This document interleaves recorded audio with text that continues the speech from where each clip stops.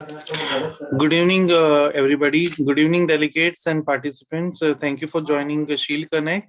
And today we are presenting KU web series organized by Dr. Pratibha Singh.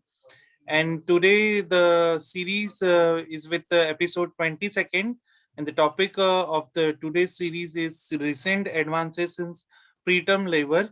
So before we start the session, I will like to give a little introduction of our conveyor.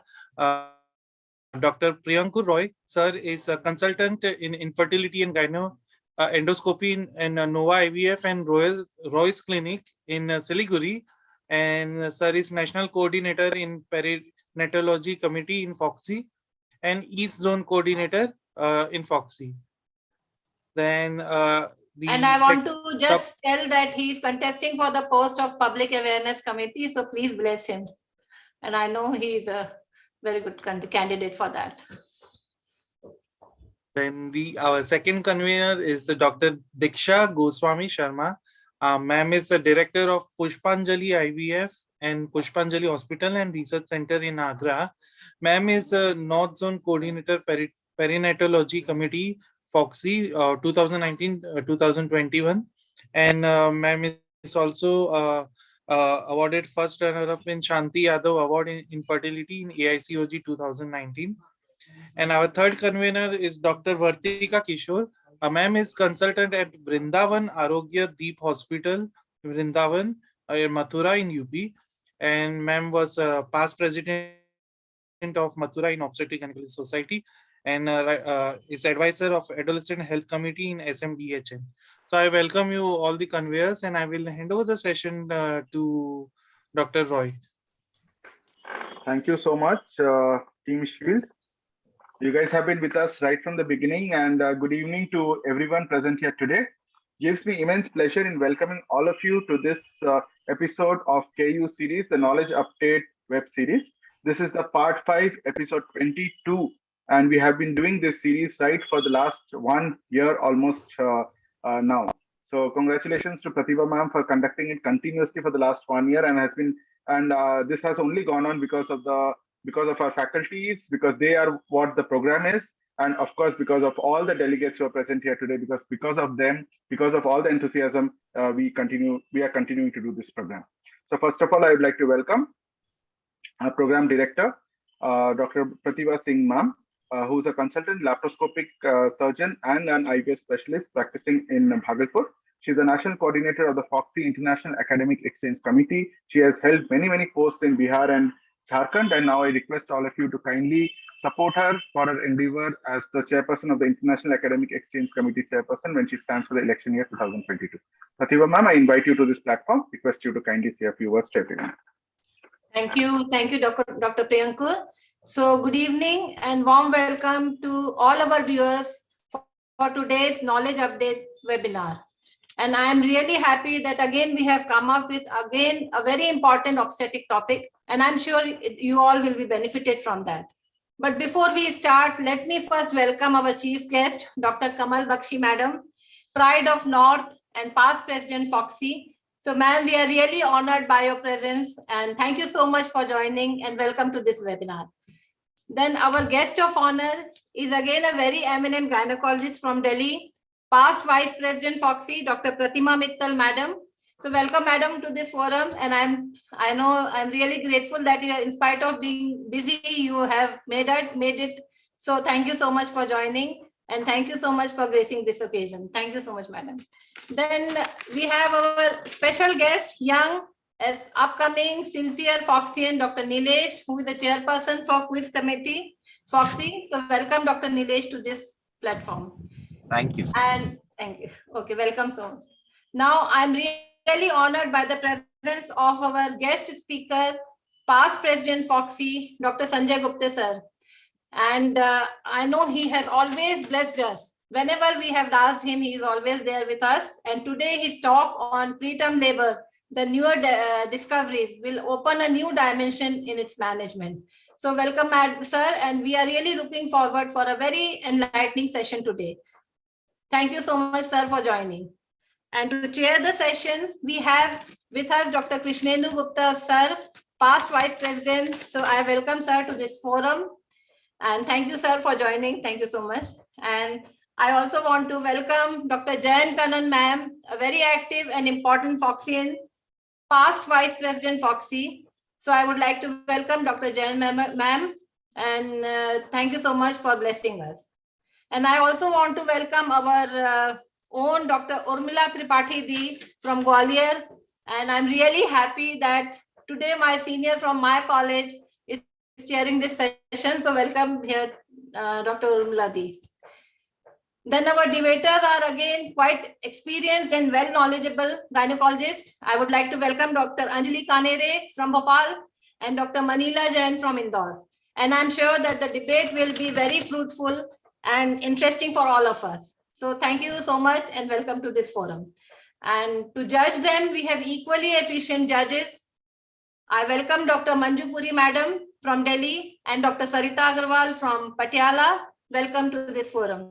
And lastly, I would like to welcome our conveners, Dr. Priyankur Roy, Dr. Diksha Goswami, and Dr. Vartika Krishore.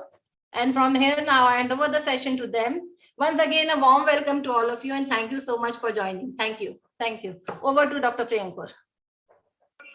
Thank you, Pratibha ma'am, for that wonderful welcome address. So it again, of course, as the tradition for our program is, initially we have the surprise quiz of the last week, the answer of which we give the next week, and also there are prizes given to everyone. So this time, the question for the surprise quiz was, the MTP Amendment Bill 2020 includes all except. So the four options and the correct answer was, only a state medical board can decide regarding termination of pregnancy beyond 20 weeks. So I would like to first of all congratulate the winners. I would like to congratulate Dr. Prabodh Mittal, wins the certificate and also gets a book on legal issues in medical practice. So congratulations. Dr. Priyankur, I want to just add here that we could not get the place from where the Dr. Prabodh Mittal is there. If he's listening, yeah, they must let us know that he belongs to which place, because I don't know his place. So, okay, congratulations. Congratulations, Dr. Prabodh. Requesting you to kindly put it up in the chat box if you're there with us now. Okay, he's from Gwalior. Is Dr. Shashibala Bhosle ma'am is saying that, ma'am. So okay. He's from Gwalior. Okay. Congratulations, Dr. Prabodh from Gwalior. Congratulations, sir. So next, for the second prize, I would like to congratulate Dr. Shashi Prabha Rokam from Visakhapatnam. Congratulations, Dr. Shashi Prabha. And for the third prize, we have with us Dr. Kumudini Jha from Darbhanga. Congratulations, ma'am. Next with us, we have Dr. Lata Gupta from Sitamarhi, who has won the prize. So congratulations, ma'am. Dr. Indu Singh from Bhagalpur and Dr. Leena Lal from Bhagalpur. So congratulations to all the participants. Your participation means a lot to us and it takes us forward. Thank you so much for joining us once again.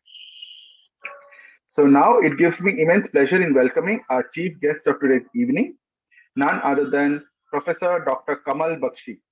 It's a pleasure to welcome ma'am today to this platform. She is a former professor and head department of OBGYN at the prestigious AIIMS, New Delhi. She has been the professor emeritus at the National Academy of Medical Sciences. She has won a number of awards, including the Dr. B.C. Roy National Award, Lifetime Achievement Award, and also she has Dr. Kamal Bakshi Oration was instituted as a recognition of pioneering work in fetal medicine. It's a pleasure, ma'am is there with us today. It's always a pleasure listening to ma'am, and even today I would request ma'am to say a few words of blessings to everyone present here today, ma'am.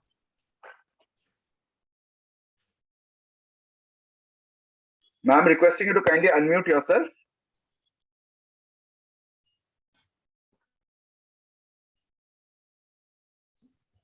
My pranam to everybody and special congratulations to the young winner, and that too also as far as the MTP Act is concerned.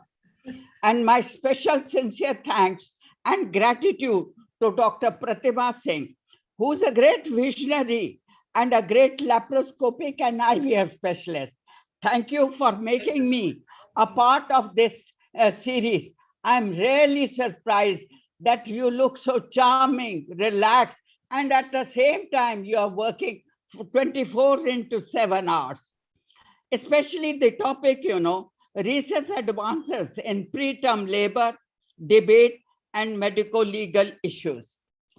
Today, I am honored and I am really very happy to meet the billionaires, the trillionaires, the most rich people of the world.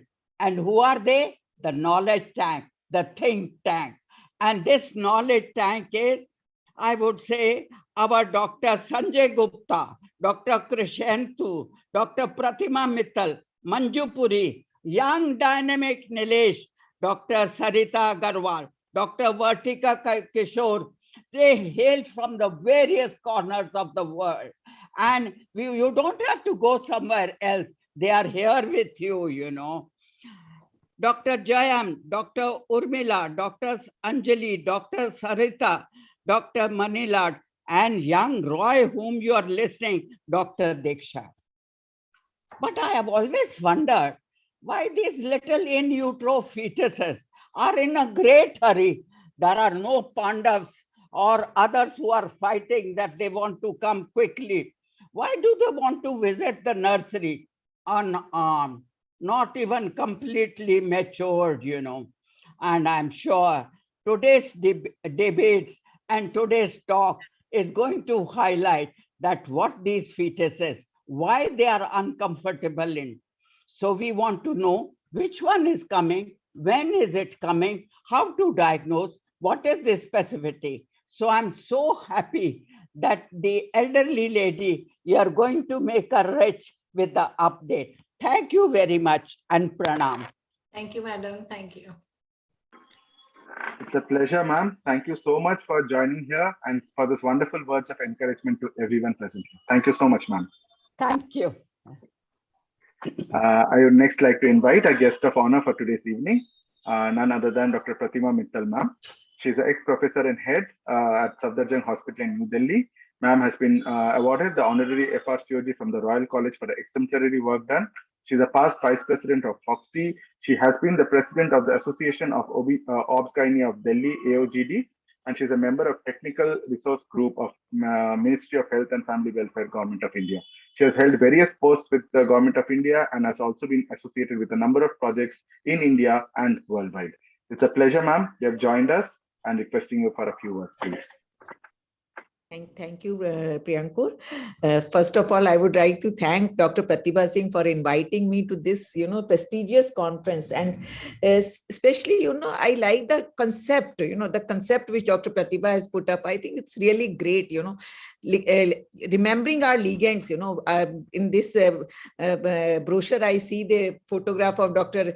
V.N. Shirodkar, and it really, makes me feel that we as a youngster should know each and everything about them. And this platform has really given us, this innovative idea of knowing our ligands and what work they have done and how they have been recognized internationally. I think very, very important for our young generation to know what India has, contributed in the fields of obs and gynae to the world.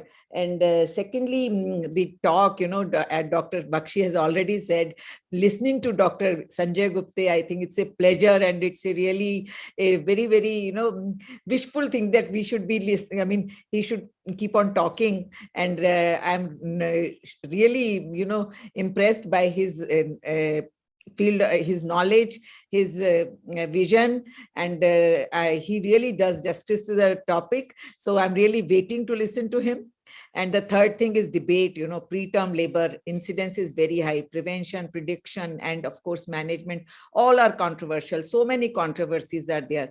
And to manage those controversies, I think it's the best thing to do a healthy discussion in the form of debate. And even so many things, even I am confused, how to give neuroprotection, whether we should give, steroids in the late preterm babies, whether KMC should be given to the unstable babies also. So all these things are so much important. I think your debate will be, touching all the controversies, and with evidence will be giving us a real, recommendation that what we should be doing. So I really, wish the webinar a great success, and I really congratulate Dr. Pratibha and her team for organizing this. Thank you very much. Thank you. Thank you, Pratima ma'am. I would just like to request Dr. Kamal Bakshi ma'am and Dr. Pratima Mittal ma'am to stay on for some more time for felicitating the winners of the next quiz that we are going to just announce. Here. We will listen to all the things. Thank you so much, ma'am. Thank you. Thank you. Thank you, ma'am. So it gives me next pleasure in inviting our special guest for today's evening, none other than Dr. Nilesh Balkawade. He is a chairperson of the quiz committee of Foxy, a very good friend of mine.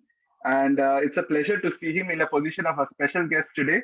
Nilesh, he is also the clinical secretary of POGS, that is the Pune Obsgynae Society, and he has been a member of AMOG's Infertility Committee and also a Yuva coordinator of AMOG's. After he has taken over as a chairperson of the quiz committee, there are so many programs that he has conducted that right now the quiz committee is invited in all programs, I must say. So Nilesh, it's a pleasure to have you here today. Requesting you to say a few words, please.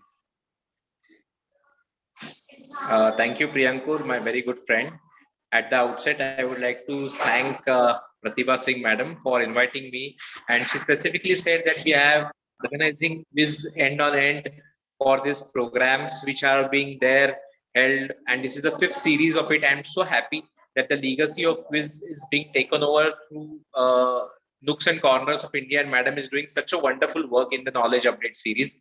At the outset, I would like to bow down to my mentor and our Bhishmacharya of Pune Gynec Society, Sanjay Gupte sir, and it would be a great thing to listen to him as a past president Foxy and always an innovative person and learning about such new and new things. Last time I heard that he's reading about genetics in detail. So I think sky's the limit for Gupte sir, and we bow to you, sir. And we have this eminent faculty present here, Krishnendu Gupta sir, who is a teacher of teachers, Kamal Bakshi madam, and Manju Puri madam, Jayam Kandan madam. So all these are eminent faculty here, and I am thankful for giving me this opportunity to be present here. I wish the winners of the quiz a very great and hearty congratulations from my side, and any help needed from Quiz Committee Foxy, we would definitely do such programs in future, madam. Thank you. That's my word. Thank you so much. Thank you. Thank you, Nilesh. And I think this assurance of you always helps us to take quiz in various programs, because we know in case if there's something that we require, you'll be there stepping in and of course proactively doing the whole thing for us. Thank you so much, Nilesh, once again. So now it gives me pleasure in announcing the awards. So we have this Know the Legend quiz, which we do every once in 2 weeks before the program. So we send these photographs in the various WhatsApp groups, and people send back the response to the number that has been allotted or number that has been assigned. So this time the Know Your Legend quiz, you can see in the next slide. Can I have the next slide, please? Yeah, you can see the photograph. This was the photograph that was put up in the various groups, and the photograph was of Dr. V.N. Shirodkar. So, of course, a legendary figure in Indian obstetrics and gynecology. He was the one who had devised a cervical circlage to prevent preterm delivery due to incompetent os. So, congratulations to all the winners. We had almost 150 plus entries for this quiz, and we had only 6 wrong entries. So I would like to congratulate the winners, and first of all, I would like to congratulate the first prize winner, that is Dr. Sandhya Saharan from Thane. Congratulations, ma'am. She also wins a book on ward rounds in obstetrics and gynecology.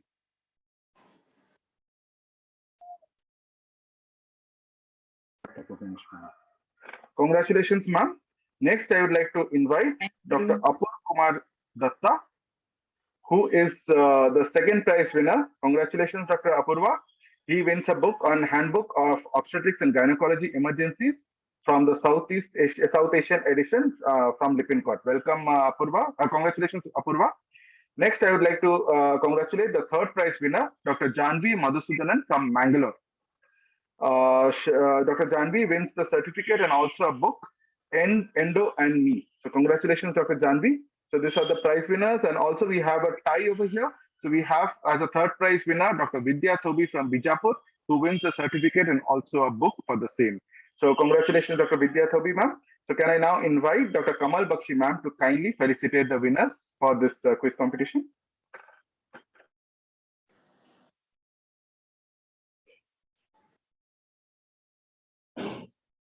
Ma'am, requesting you to kindly unmute yourself, ma'am.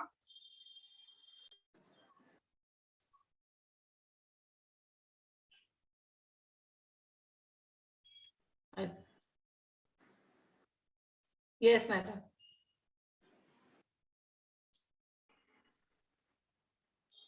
Ma'am, you were unmuted. Support, can you please send ma'am the prompt for unmuting? Yes, sir. Sent, sir.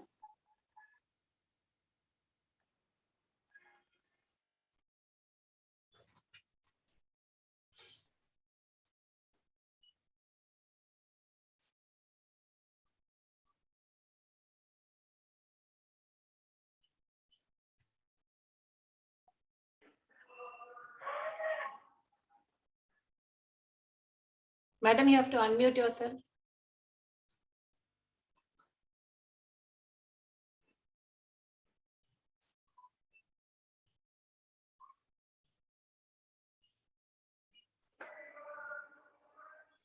She's unable.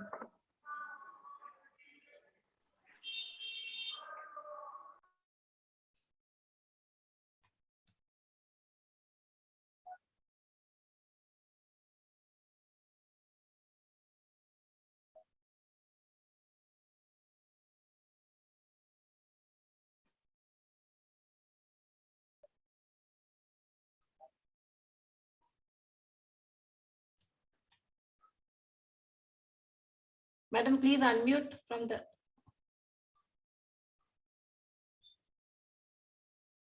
Yes, yes, madam. Ma'am, you're unmuted now, ma'am. Please go on, ma'am.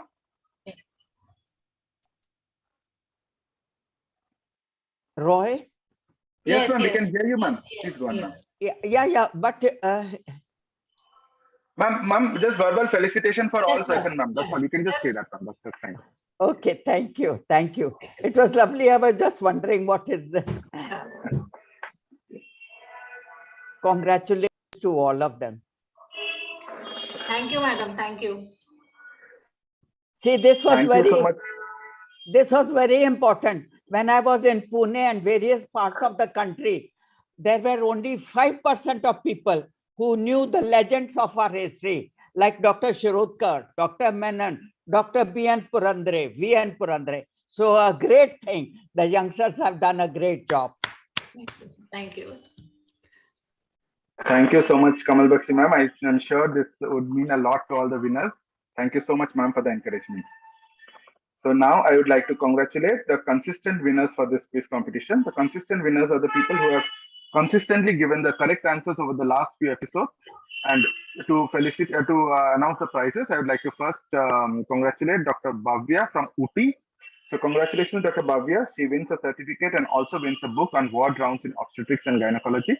Welcome, Dr. Bhavya. Next winner for this category is Dr. Shirali from Gwalior. I've kept telling this every episode, but I'll tell it once more. She's a postgraduate student and wins prizes in every Foxy competitions, even in the Foxy Medha competition that Nilesh conducts the quizzes there. So Shirali, you've made quite a name for yourself, and congratulations once more for winning the certificate. Next winner is Dr. Aluri Samira from Hyderabad. Congratulations. Dr. Smriti Saxena from Dehradun. Congratulations, ma'am. Dr. Kaushik Datta Pramanik from Bardhaman. Congratulations, sir. And Dr. Anita Rajoria from New Delhi. Congratulations, ma'am. I would would like to invite Dr. Pratima Mittal, ma'am, to kindly felicitate them. Thank you, Priyankur. I think it's very nice and to see these people, consistently winning prizes and getting into this quiz. That shows their interest in the subject and in the history, and also the contributions, all the stalwarts have made and made India proud. And I wish that all these youngsters also make India proud by, getting inspiration from our legends. Thank you. Thank you, madam.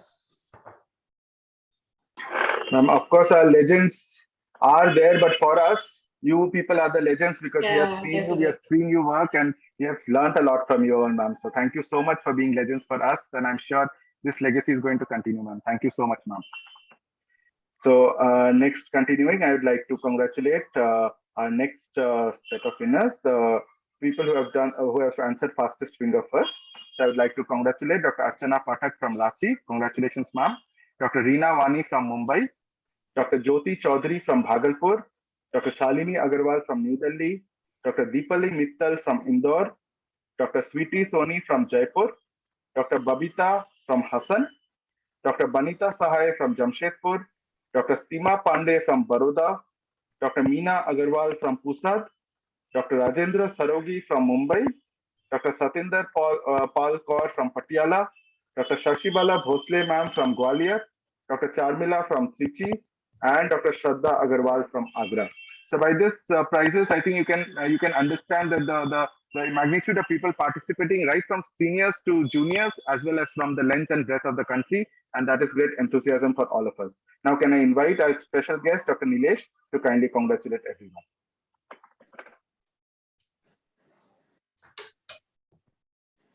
Dr. Nilesh is, I think he is not there. He's left.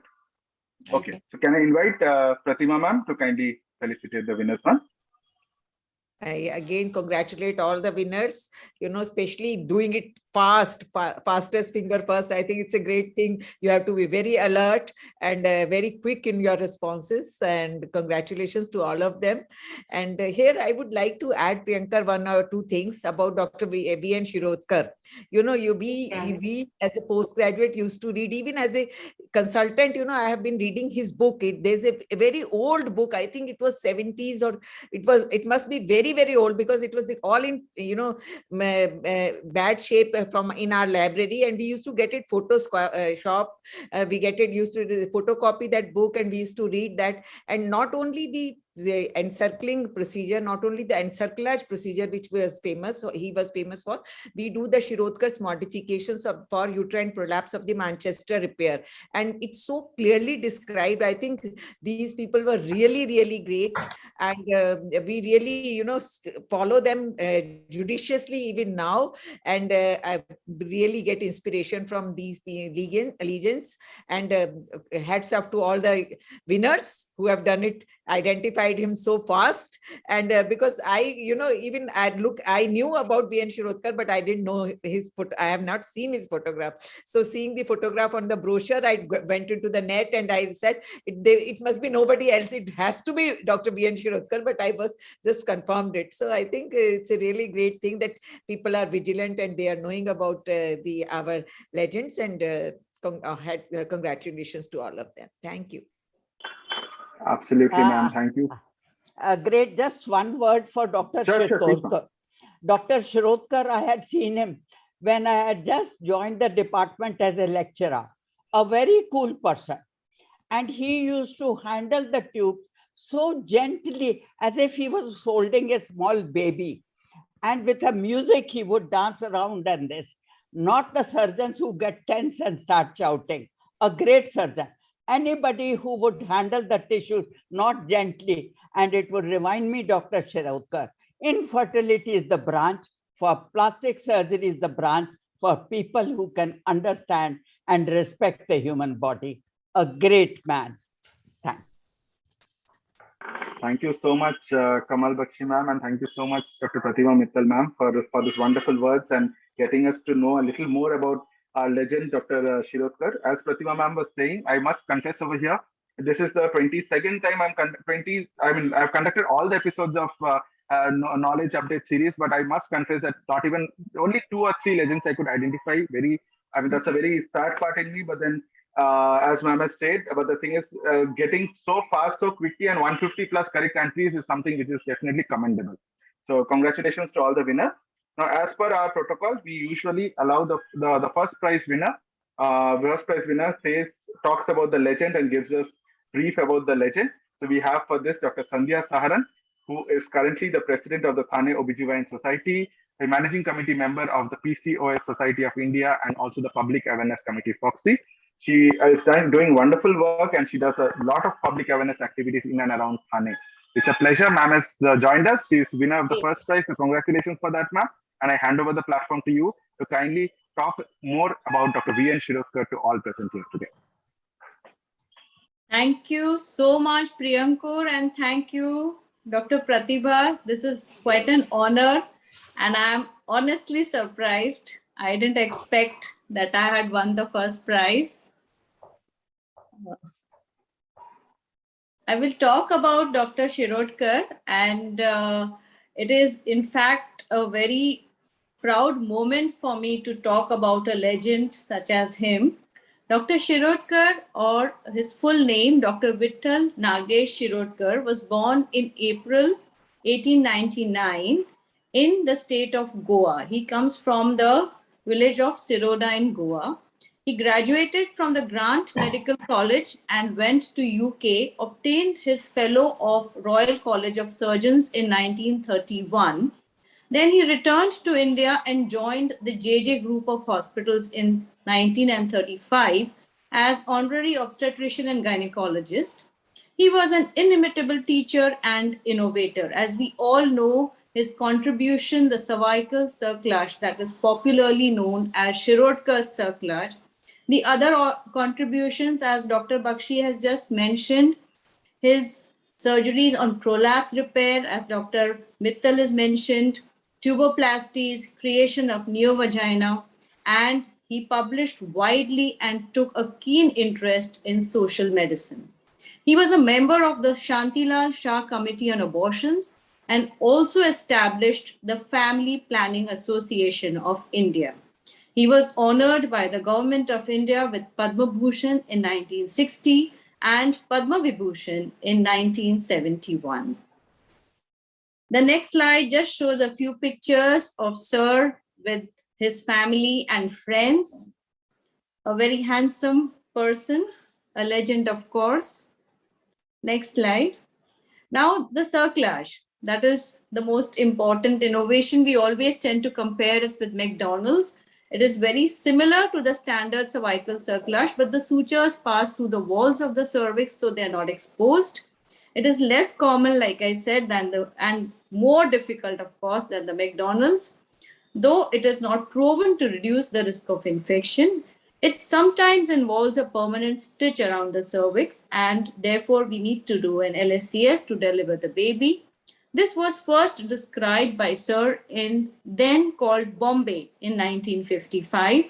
In 1963, he traveled to New York and he demonstrated the surgery and the procedure, which was successful, and the baby lived to adulthood.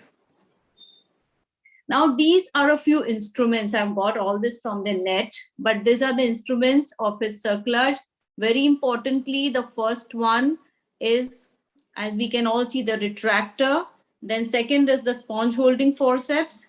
Third is the fasciotome. If we all know how the part of the fascia lata, how it is retrieved with the fasciotome. Then are the needles, the right and the left, and we have the speculum. So this is a little bit of the demonstration of the fascia lata, which was used for the circlage, which was the stitch was put just at the level of the internal os, as we can see. So nowadays we of course have the Marceline tape, but this is what was used. It was retrieved from the thigh in those times. And I think we have a small video afterwards which will demonstrate the same. So I will not elaborate on this. And lastly, these are the beautiful medals. Of course, we have legends who, I think he is the only second person who has got the Padma Vibhushan in gynecology in our country. So I think this is a huge, huge honor. And lastly, I would like to just dwell on the references, which is very interesting because we have Dr. Adi Dastur, we have a doctor from AIMS, and a lot of reviews, and also the editor, the Journal of the OBGYN Society in January 2008 also has an article by Dr. Tang on the milestones on Dr. Shirodkar and the cervical circlage. So it's an interesting read. I think we should all go through all these because this is one way how we can know about our legends more in detail. Thank you. Thank you, Dr. Sandhya, and congratulations. Thank you, ma'am. I would just like to add that though I did not, of course, I was a child when Sir was there, but had the opportunity to work with Dr. V.N. Purandare, as his name was just mentioned. So we are quite privileged to have known such legends. Thank you. Thank you. Thank you so much, ma'am. So yeah, can we have the video of Dr. Shirotka, please? Thanawala bring you greetings from ICOG and present you with Diamonds Are Forever. We have conceptualized the series with the idea of bringing you the stories of few stalwarts of our subject, whose work has been original, path-breaking, and recognized all over the world. Via this medium, we introduce you to these famous personalities and get to know them beyond just their work. The effort, the dedication, and the courage which goes behind every innovation. We hope that our gynecologists will find this series interesting and inspiring because these diamonds are bright and lustrous, and the light which they emit can inspire many to bring out the genius in them. Today, we focus on Dr. Vitthal N. Shirodkar, who was decorated by a Padma Bhushan and Padma Vibhushan, and he truly deserves these honors. Dr. V.N. Shirodkar was born in Shiroda, a town in Goa, on the 7th of April, 1899. He studied medicine at the Grand Medical College, Mumbai, and qualified as MD in 1923. He was an excellent teacher, meticulous surgeon, who wielded his knife with great precision, which his students and fellow colleagues would crave to watch, even at 4 a.m. in the morning when he generally started his surgery. He spent hours in the laboratory and dissection hall in search of newer techniques in surgery, and this gave him a deep understanding of the anatomy. He was the first to recognize incompetent os as a cause of second trimester abortion and devised the operation of tightening of the os. My co-host for today's program is Dr. Harshad Sanghvi. Harshad is honorary fellow of the ICOG and a senior medical advisor at JPICO. He is in Baltimore, Washington, and I thank him immensely for his help and the interest he has taken in this project. Over to you, Harshad. Dr. Shirodkar's extraordinary legacy is that he helped women overcome infertility and repeated loss of pregnancy, while at the same time leading the movement for modern contraception and abortion rights in India and across the world. Shirodkar amassed a massive amount of clinical experience while working 14 to 16 hours at the JJ Group of Hospitals, at Grant Medical College, and at Vadia Maternity. He is reported to have performed the world's largest numbers of tuboplasties for restoring infertility. Blessed with a critical mind, a voracious appetite for reading, and a healthy disregard for the impossible, in a short span of time, he developed the Shirodkar extended Manchester operation and the Shirodkar sling to deal with uterine prolapse. He crafted a vaginal hood for the cervix as a method for contraception and also fashioned an artificial vagina. His seminal work was a result of his deep studies in the pathology and the physiology of the cervix, and he was the first to describe the concept of the incompetent cervix and its treatment using the Shirodkar cerclage. In 1955, he reported on 30 patients who had previously had aborted 4 to 11 times, in whom he performed this procedure. All of his cases were successful and went to term. He quickly became a revered teacher and was in great demand in India and abroad to deliver lectures and to treat patients. He published widely and always eager to share his opinions, theories, and innovations. In 1960, he published his experiences in a book, Contributions to Obstetrics and Gynecology, which is a remarkable classic and describes his surgical advances and instruments he invented. He is credited with establishing the Family Planning Association of India and was member of the Shantlal Shah committee that paved the way for legalizing abortion in India. His fame was spreading widely, and he became a gynecologist to many famous personalities, politicians, movie stars, but was always available to women who were in need of his care. Dr. Shirodkar was in his professional prime during the struggle for independence in India and saw the rebirth of the nation, convinced that the Indian physicians could be healers to the world. For his remarkable contributions, he was awarded the Padma Bhushan in 1960, and then India's highest honor, the Padma Vibhushan, in 1971, becoming the second and the last gynecologist ever to receive this highest accolade. And now let's see the film of his procedure. To obtain autologous fascia lata, the thigh is prepared. A lower incision is made.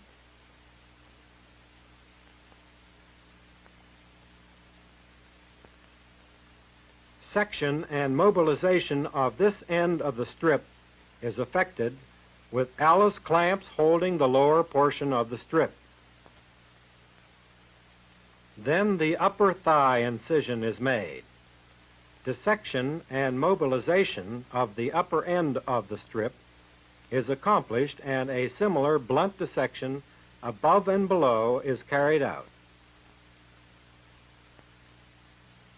The strip of fascia is then removed.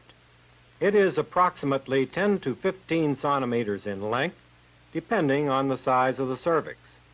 The strip is placed in normal saline until needed. A posterior fornix incision is made and mobilization of the tissues started.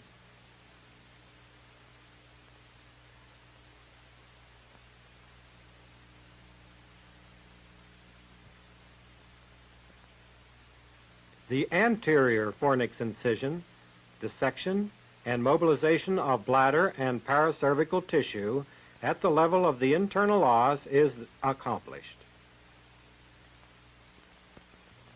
A slip knot is used to lead the fascia through the paracervical area at the level of the internal os beneath the cervical fascia. The left fascial director is introduced and further blunt dissection carried out. The fascia is attached to this left director and the strip pulled out at the anterior fornix incision.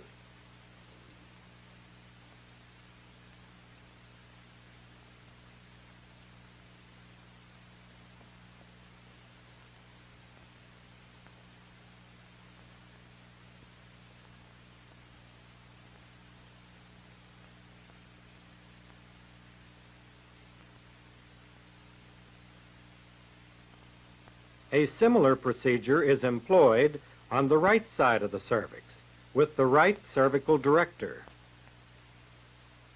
The fascia is now encircling the cervix at the level of the internal os.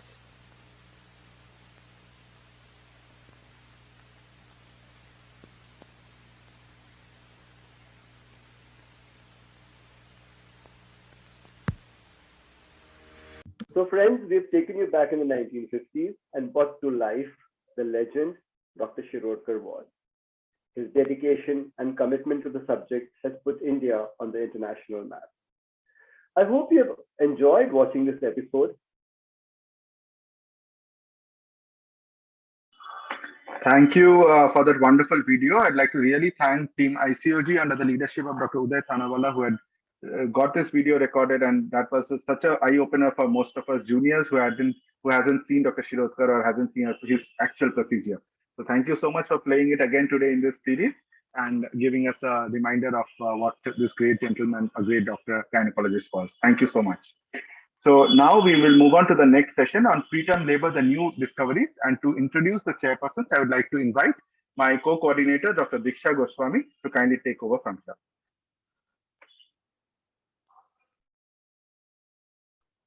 Diksha, requesting you to kindly unmute yourself. Yeah. Thank you so much, Priyankur.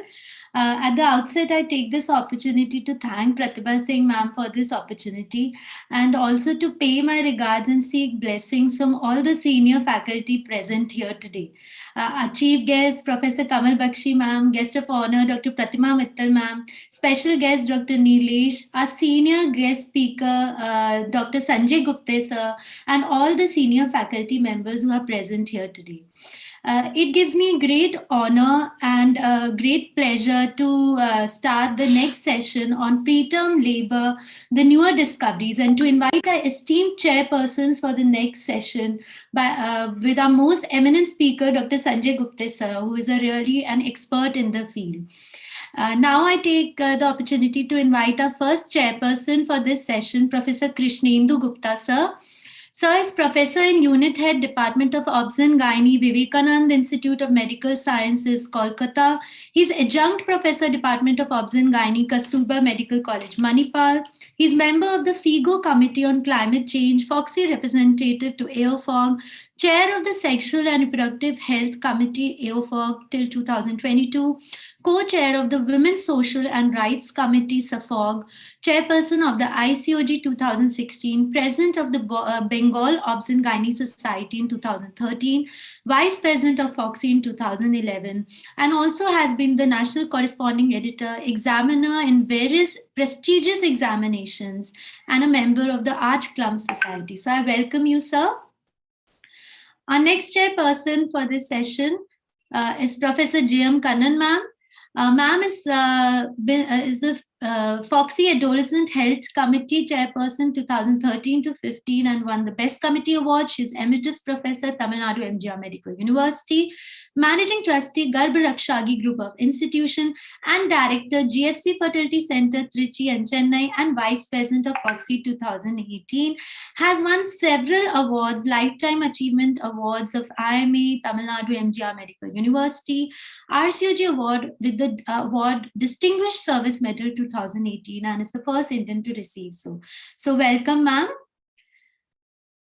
Our third chairperson for today's session is Dr. Urmila Tripathi, ma'am. Ma'am is Professor, GR Medical College, Gwalior, India. She's the president of the Gwalior Obs and Gynae Society, co-committee member of GIBS, with over 18 years of experience, awarded with the Gwalior Gaurav Award, and received the Icons of Health Award by the Times Group. So I welcome Urmila, ma'am.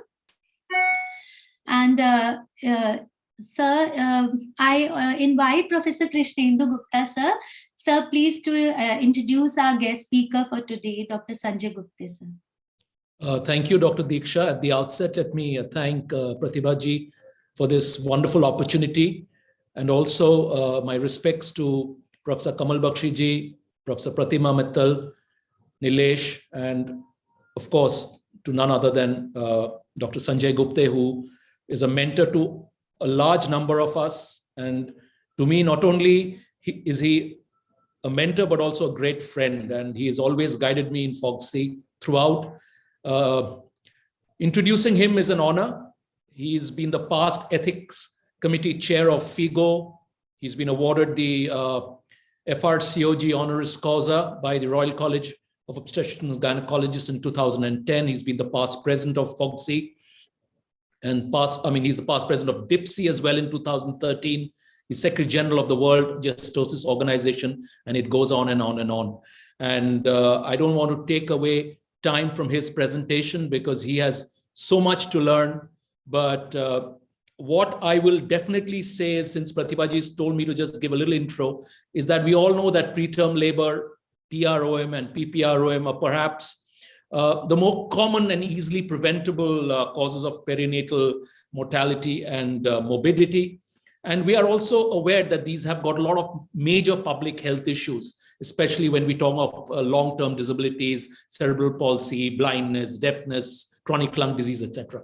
And so it's a huge problem, and I'm sure Sir will really catch and touch upon every aspect of this topic in the best way possible. And we all look forward to his presentation.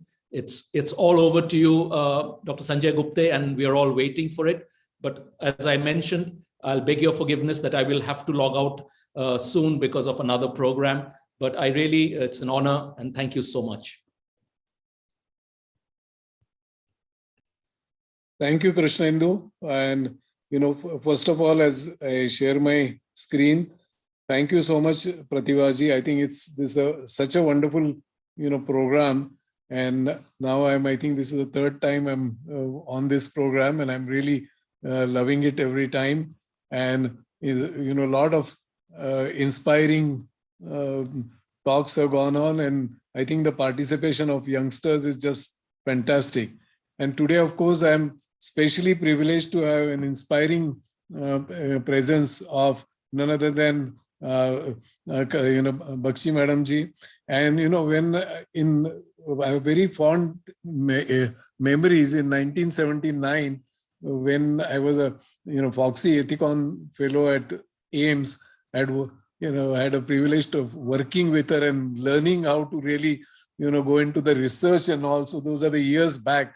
But as I said, she has not changed at all, the same enthusiasm.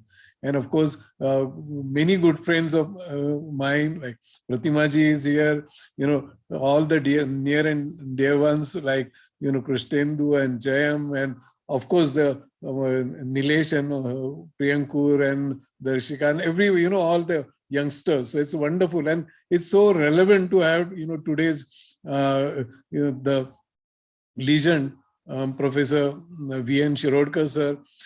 I had a privilege of meeting him much before I was even a medical student.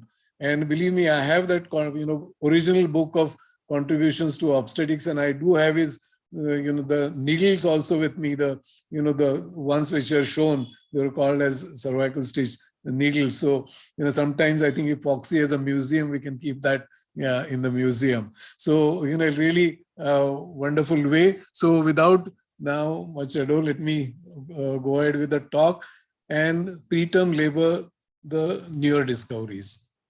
So one of the many frustrating factors that eludes the obstetrician from this outcome of a wonderful baby and the mother is, of course, the preterm labor.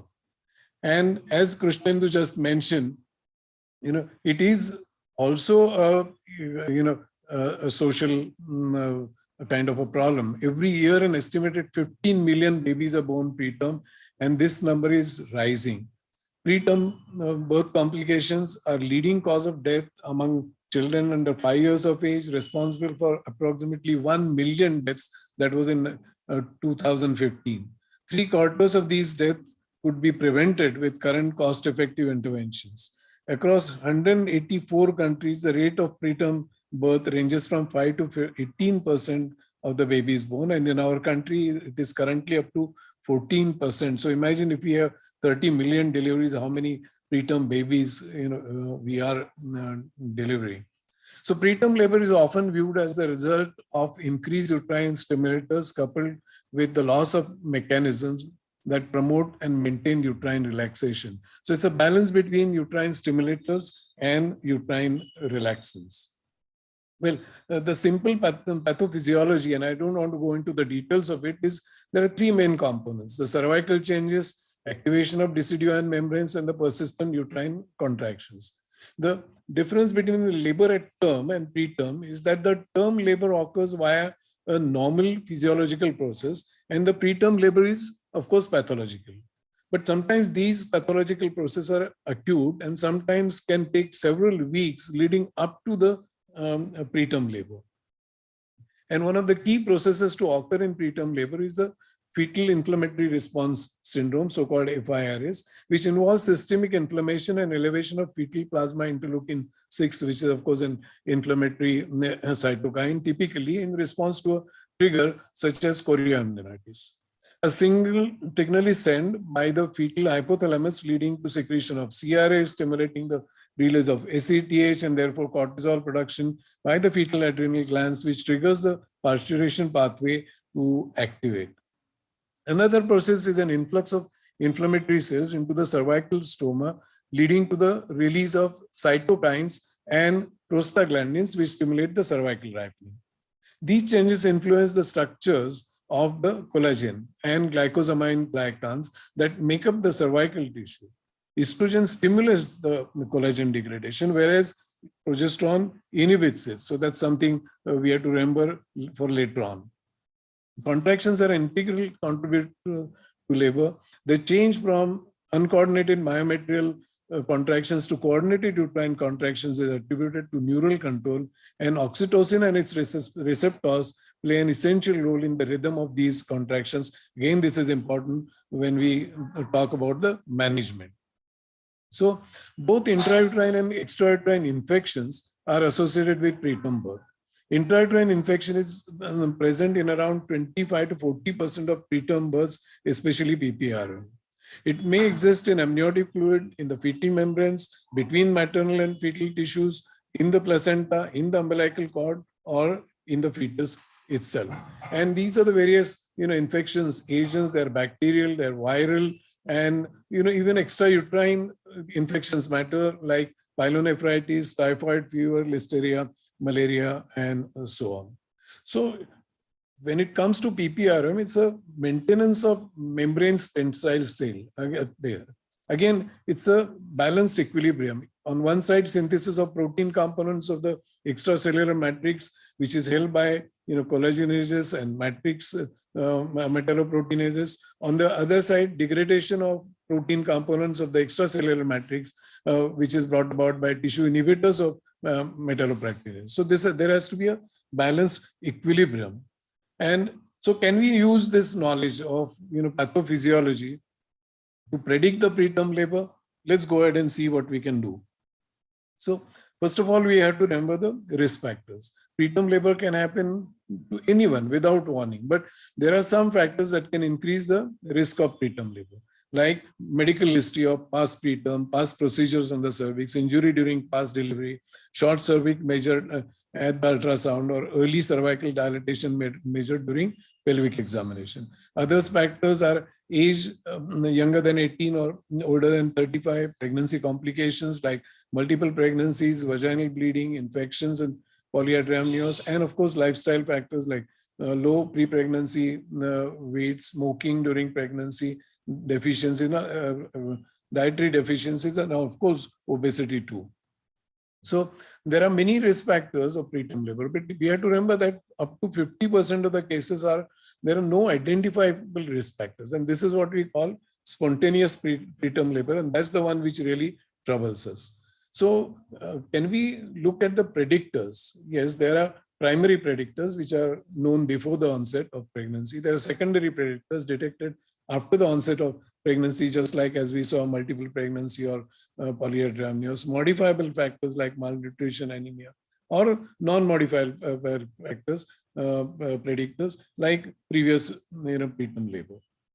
So what was done was, especially when we are postgraduate students, there are so many of these scoring systems were in existence. Like some of them are still there, like Papernik has risk score, Berkowitz scoring system. Almost 20-25 items were considered to predict it, and there were also many early warning systems, which were looked at.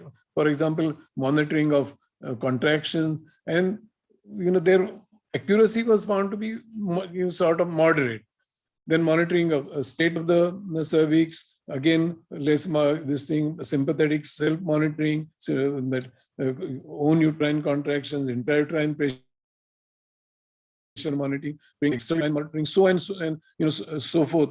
And people try to predict and then prevent preterm labor. Then there are many biochemical markers, right from hormones to neuronal and metabolic factors, gap junctions, ion channels. In spite of all these efforts, prediction was not always possible, and still it is not possible many times.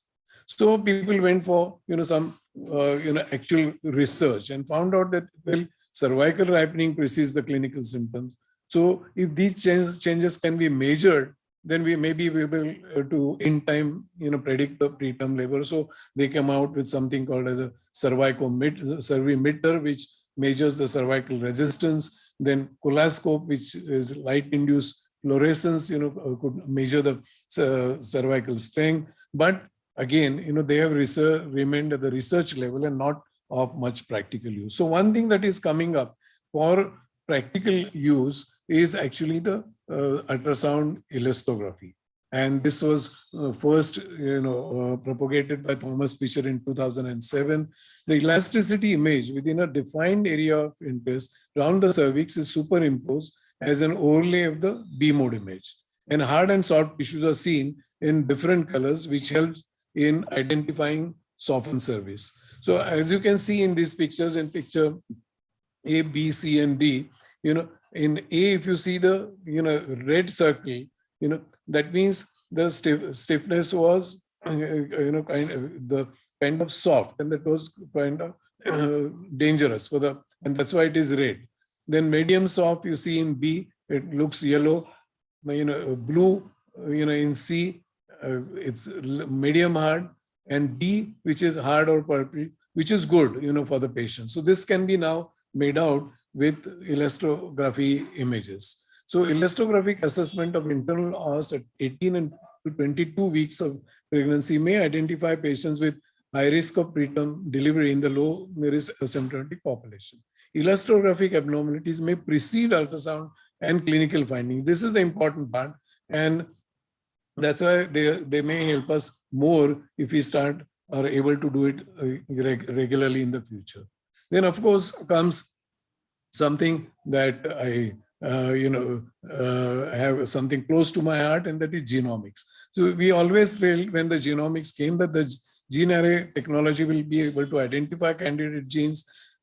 We may be able to detect the gene expression, and later by silencing the gene expression, we could treat this or prevent the preterm labor. But it's not so easy, because preterm labor is first of all multifactorial, and it is result of two genomes, maternal genome as well as fetal genome.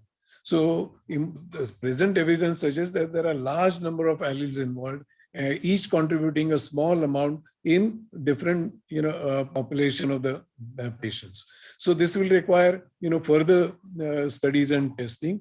But what is done presently is there are some very interesting variants in the gene or gene called as ABF1, EFSCC, WNT4, AGTR2, AGC. These are the genes people are working on as candidate genes, for identifying or predicting the preterm labor. So what we have done in our genetic lab, we have developed a similar, a little different and more specific panel in our lab. And presently we have undertaken validation studies for the same, and we hope that we will make a difference in prediction in future with this kind of translational research. So what is available presently, though it's very costly in our country, is the fetal fibronectin. The degradation of extracellular matrix is assessed by fetal fibronectin detection in cervicovaginal secretion, and is also part of the parturition process. So when detected between 22 and 37 weeks gestation age, it indicates the disruption of the decidual chorionic interface and increased risk of preterm labor. So evidence implicates apoptosis as the critical factor leading to this process that just I described.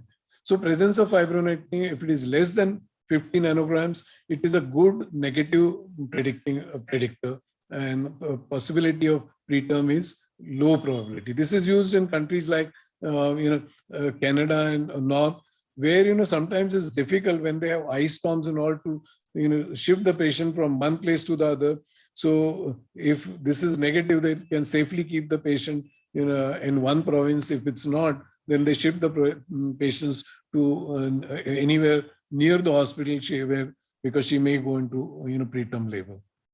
Then phosphorylated insulin-like growth factor. This is another factor which is again has a good negative predictive value, though it is not routinely available, but intermittently this is available with some tests that we have also in our countries. So in spite of all these predictors as present, there is no reliable, objective and quantitative method to predict changes which may lead to premature labor. Hence, prevention becomes that much difficult. So what do we do for prevention? Currently, there are three categories: reduction in modifiable risk factors, broad-based preventive strategies, and treatment of non-modifiable risk factors. So let us assess these interventions one by one. One, the most and the simplest one that we always tend to resort to is the bed rest in singleton pregnancy to prevent preterm birth. Anytime the patient starts complaining a little something uneasy pain, we say, oh, she must be put on bed rest. Does it really help? The Cochrane review in 2010 studied that, And the conclusion was there is no evidence either supporting or refuting the use of bed rest at home or in hospital to prevent preterm birth. Then, of course, we talked so much about the cervical screening for cervical stitch. And the Circle trial in 2009 was one such interesting trial. And the women were randomized to ultrasound indicated arm or a history arm to decide on cervical stitch.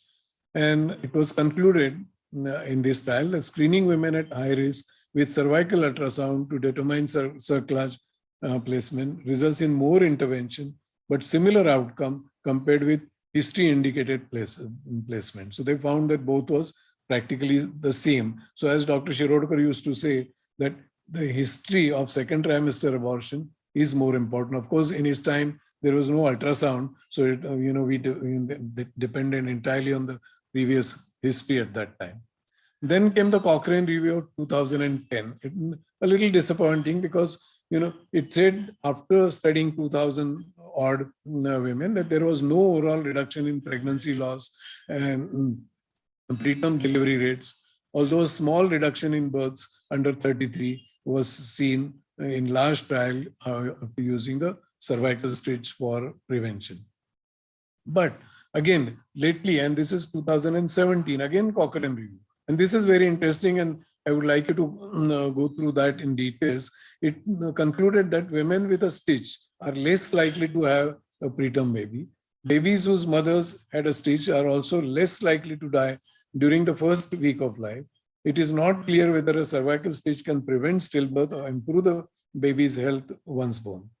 Inserting a stitch helps pregnant women who are at high risk avoid early births compared to no stitch. Inserting a stitch may also improve a baby's chance for survival.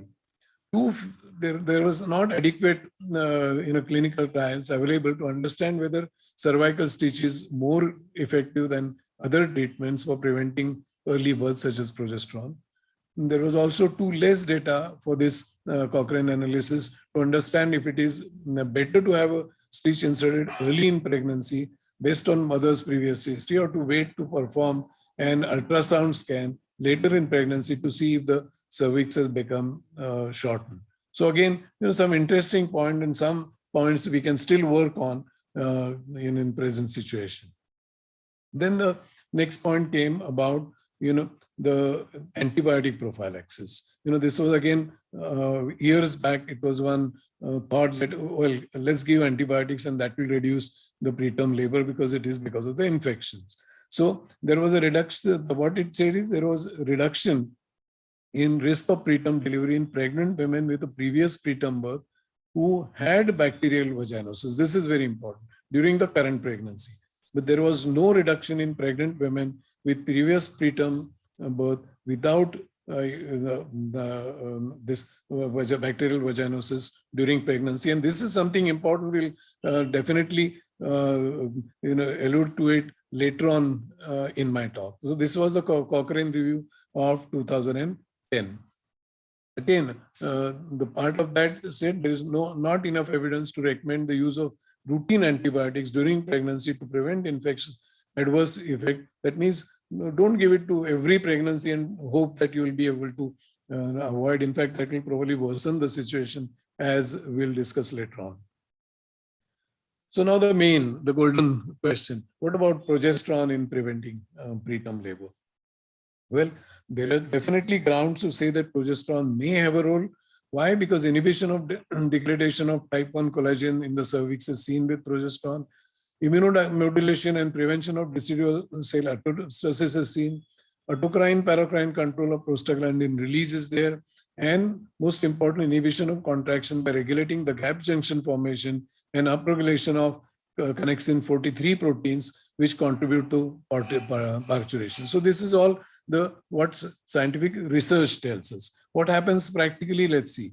So this was a very important trial, the famous MEAS trial, which was carried out in USA, and that sort of emphasized the role of progesterone in preventing preterm labor. As you can see, on the left side, the preterm labor was considerably reduced. Even the RDS and bronchopulmonary dysplasia, retinopathy, everything was reduced, compared to the placebo in this trial. So this trial became very famous, and even in ACOG chapters, the 17-alpha hydroxyprogesterone caproate was propagated for preterm labor. Believe me, this was in 2003 and 4, and the same support it received from Cochrane review in 2009, ACOG and SOGC guidelines.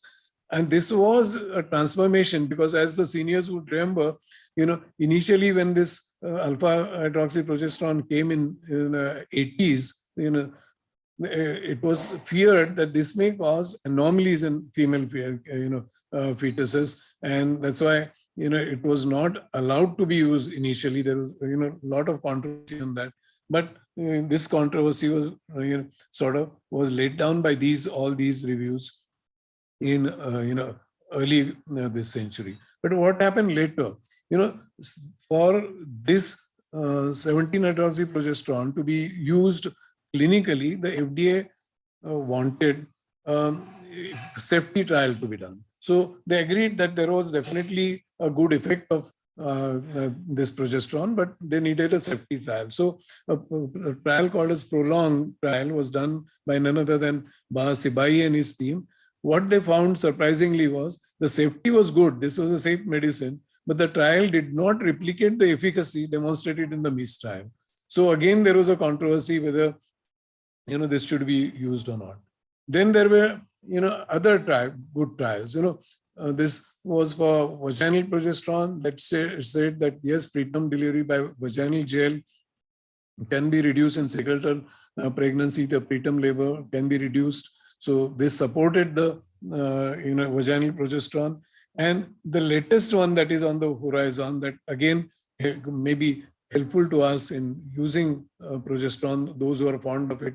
And if you ask me, yes, I certainly am one of those that you feel that it makes a difference.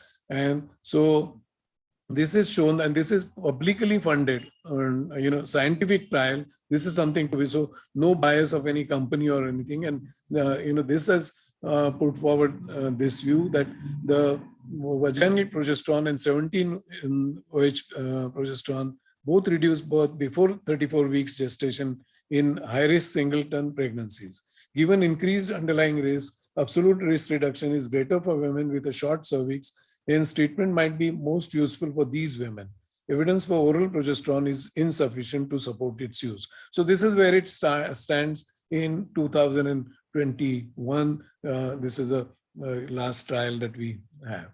Now, so if you cannot, prevent, can you stop the preterm labor? Can you inhibit the preterm labor?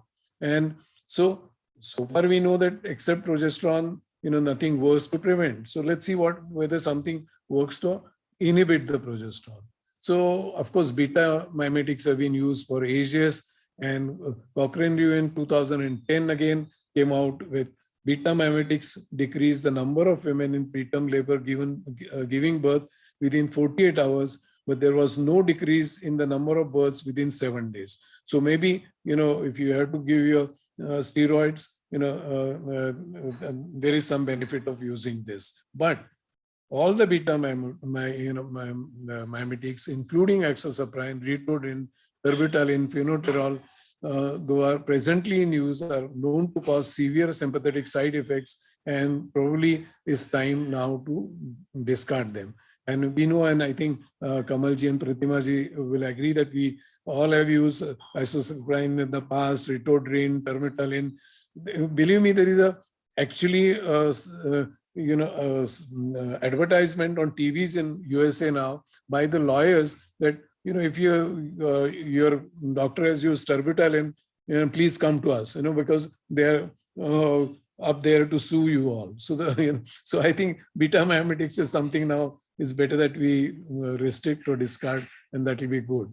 What about calcium channel blockers? Again, a Cochrane review of 2011, which is latest available. So calcium channel blockers reduce the number of women giving birth within 7 days of receiving treatment. So the conclusions were, when tocolysis is indicated for women in preterm labor, calcium channel blockers are preferable to other tocolytic agents compared mainly with bipitamet. So our great old nifedipine, so use that. It's orally available, cheap, and it can do away with your, help you in as an antihypertensive also. So a great drug to use. What about oxytocin receptor antagonist? Again, a 2010 review said that failed to demonstrate the superiority of atosiban over beta-mimetics or placebo in terms of tocolytic efficacy on infant outcomes. But again, the views may be changing. Now, the recent study has shown that oxytocin receptor antagonists, and there is atosiban and also a new one, nulasiban, inhibit prostaglandin F2 alpha induced contractions and inflammatory responses in human myometrium. So maybe these oxytocin receptor antagonists may have another innings now with these new studies coming in. Magnesium sulfate, again, something that we use for many other purposes. It doesn't show much of a difference for the risk of birth within 48 hours of treatment. So maybe for 48 hours it will help. And it is a non-significant but definitely reduction in the risk of cerebral palsy by using that. So yes, some amount of neuroprotection, if used at a particular time, you may be getting in magnesium sulfate. So be liberal with magnesium sulfate. That's again a very important drug in our country for various reasons, and we should use it correctly and judiciously. So what are the conclusions so far? Even with all this research and efforts, spontaneous preterm labor still remains an unsolved problem and a major challenge still in the 21st century. Whether a newer biomarker, genomics and ultrasound elastography will be of help in early prediction, whether progesterone is a beacon of hope and calcium channel blockers, the real inhibitors, still remains to be seen. So we should not lose track of good history, which will give us the indicators. Remember the first risk factors. That so always in your clinical practice, your studies, the clinical history always goes a long way. And I think that is something that we always should emphasize, all our young doctors, to take a proper history, including the family history of the patients. So now where are we? So this is a new era of microbiome. And believe me, this is the most exciting era that we are reaching now. And why I say that? Because, our bodies host trillions of bacteria, viruses, fungi. This teeming population is known as the microbiome. As scientists have learned over the last 2 decades, the microbiome can influence how our bodies work. To better understand how these microbial communities affect health and disease, NIH launched the Human Microbiome Project. I'm sure all of you have heard of Human Genome Project, which was a great achievement by the turn of the century, where we could actually, delineate all our complete DNA of human being. And it was heralded as a millennium invention. And Nobel Prizes were, given for the inventors and all. So that was a human genome project. But going ahead, now we have something called as Human Microbiome Project, which started in 2007. And what is this? So far we have been identifying bacteria by just culturing them in the plate.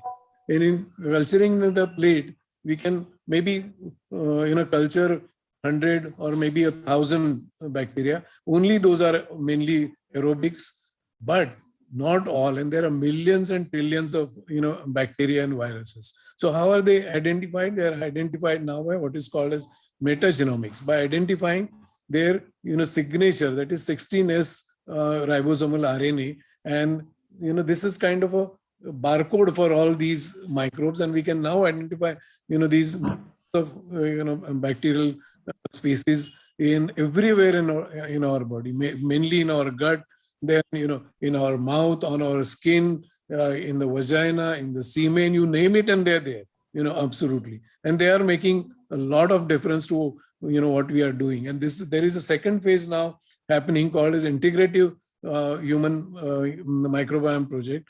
And it's mapping how these microbes interact with the cells of our body and how these interactions change over the time. Now we know that even whether we are going to be obese, we are not going to be obese, whether we'll develop diabetes, whether we will not, whether we'll be fertile, whether we'll not be fertile, whether how our mind works, our neurological system works, everything depends on microbiome. And what is good is, there is going to be a way of modifying this, and that is going to be the era of really tailor-made practice, because they are going to change the genomic expression everywhere. So let's look at the studies on vaginal microbiome. As a part of this project, this HMP project, I said, researchers led by Jennifer Pertwee and Gregory Bach from Virginia studied how the vaginal microbiome changes during pregnancy. They also measured how such shifts correlate with the risk of preterm birth. They examined the microbiome in samples collected over time from more than 1,500 women from diverse population, then performed a deeper analysis of 45 women who experienced preterm birth and 90 who gave birth after normal length pregnancy. And these results were published in 2019 in Nature Medicine. Nature is always the journal that researchers, hope to publish their work. It was found that women with vaginal microbiome dominated by lactobacillus species called as Lactobacillus crispatus had a lower risk of preterm birth. These bacteria create an acidic environment. You will say that, will be a word of lactobacillus. So what is new? And that's what is new, that there are so many strains of this lactobacilli, and we will look at them in shortly. The team also identified a set of potentially harmful microbes whose presence was associated with an increased risk of preterm birth. The presence of some of these species correlated with high levels of molecules that promote inflammation in the body. Inflammation can trigger for premature birth. So as I said, there are lots and lots of strains of these lactobacillus crispatus, lactobacillus gasseri, lactobacillus jenseni, lactobacillus inus. This crispatus and jenseni are the good guys, and gasseri and inus are the not so good guys. So that's in short, what we can understand. And so if you look at it, this is how, because this requires metagenomics. That means it requires next generation sequencing to identify all these bacteria, and the graphs come up like this. And as you can see in this picture, if somebody is going to have PPROM, the graph will be, they are identified by various colors. So the whole, color diagram will be very colorful, but that's not all good.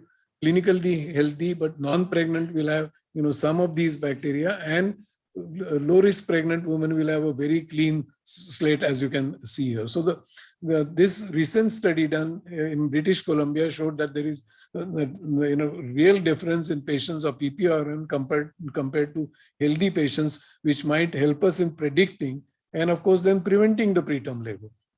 And it's simple, because in a way, if you have the NGS technology, of course, then what all you have to do is take a swab.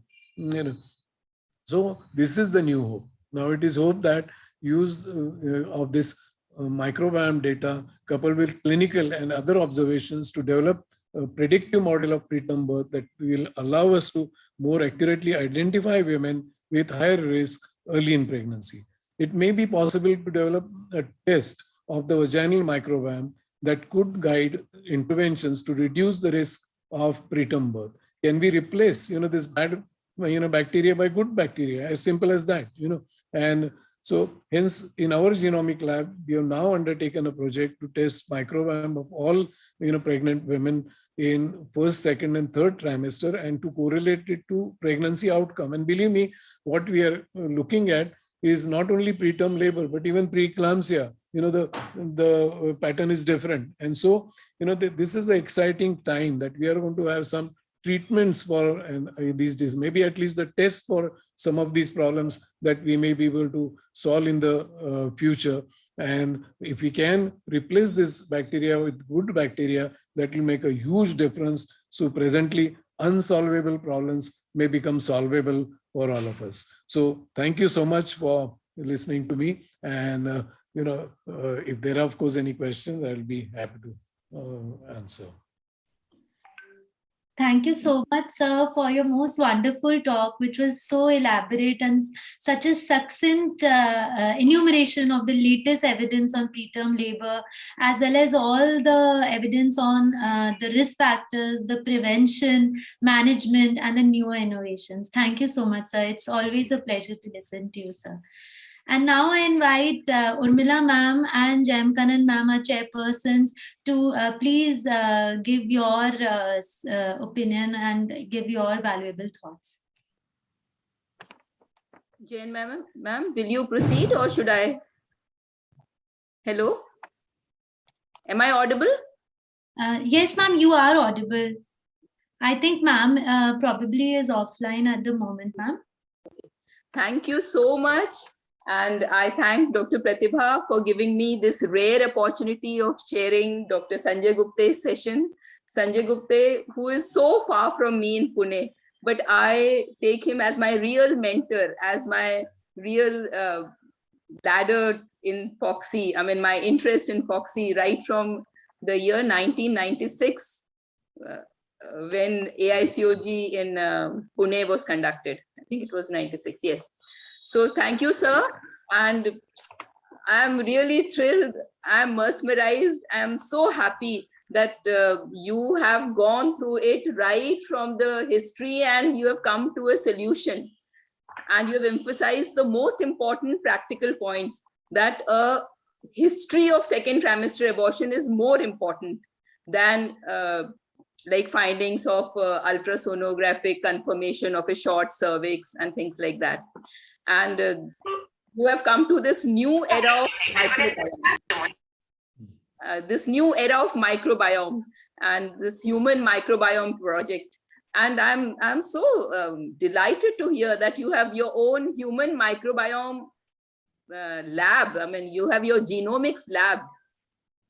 And this preeclampsia is also, you touched upon, even there the pattern of microbiome in the vagina may be different, just as you have found, I mean, yeah, in the studies have found that the microbiome of the women delivering preterm is different from those delivering full-term babies.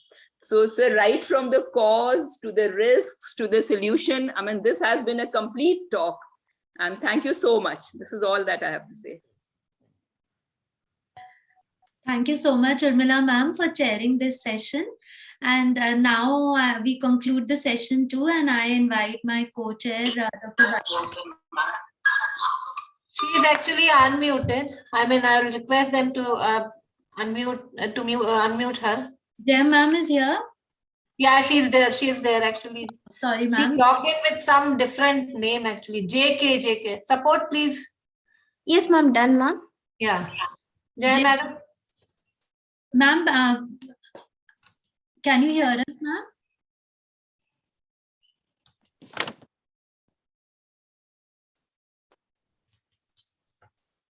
Hello. Yes, madam. Yes, ma'am, we can hear you. Yeah, Sanjay is very close to me for the past more than 2 decades. Many years, many years. Very, very close together. And I'm seeing the progress which Sanjay is making from his clinical work, then to the academic work, then in the research, and he went along with the genome project, human genome project from 1997. And now he is going along with the 2007 microbiome project. I'm very happy to see his this thing, and I'm very sure his daughter will take on this thing. And the excellent way he described the elastography and the way he described the microbiome. I think probably, Sanjay, if you do a correlation of this elastography with the microbiome, it's a good idea. Good idea. Red, yellow, blue, and green areas, which will be correlated much better. Probably that is one area which is not much studied. Even elastography is a little controversial, I accept.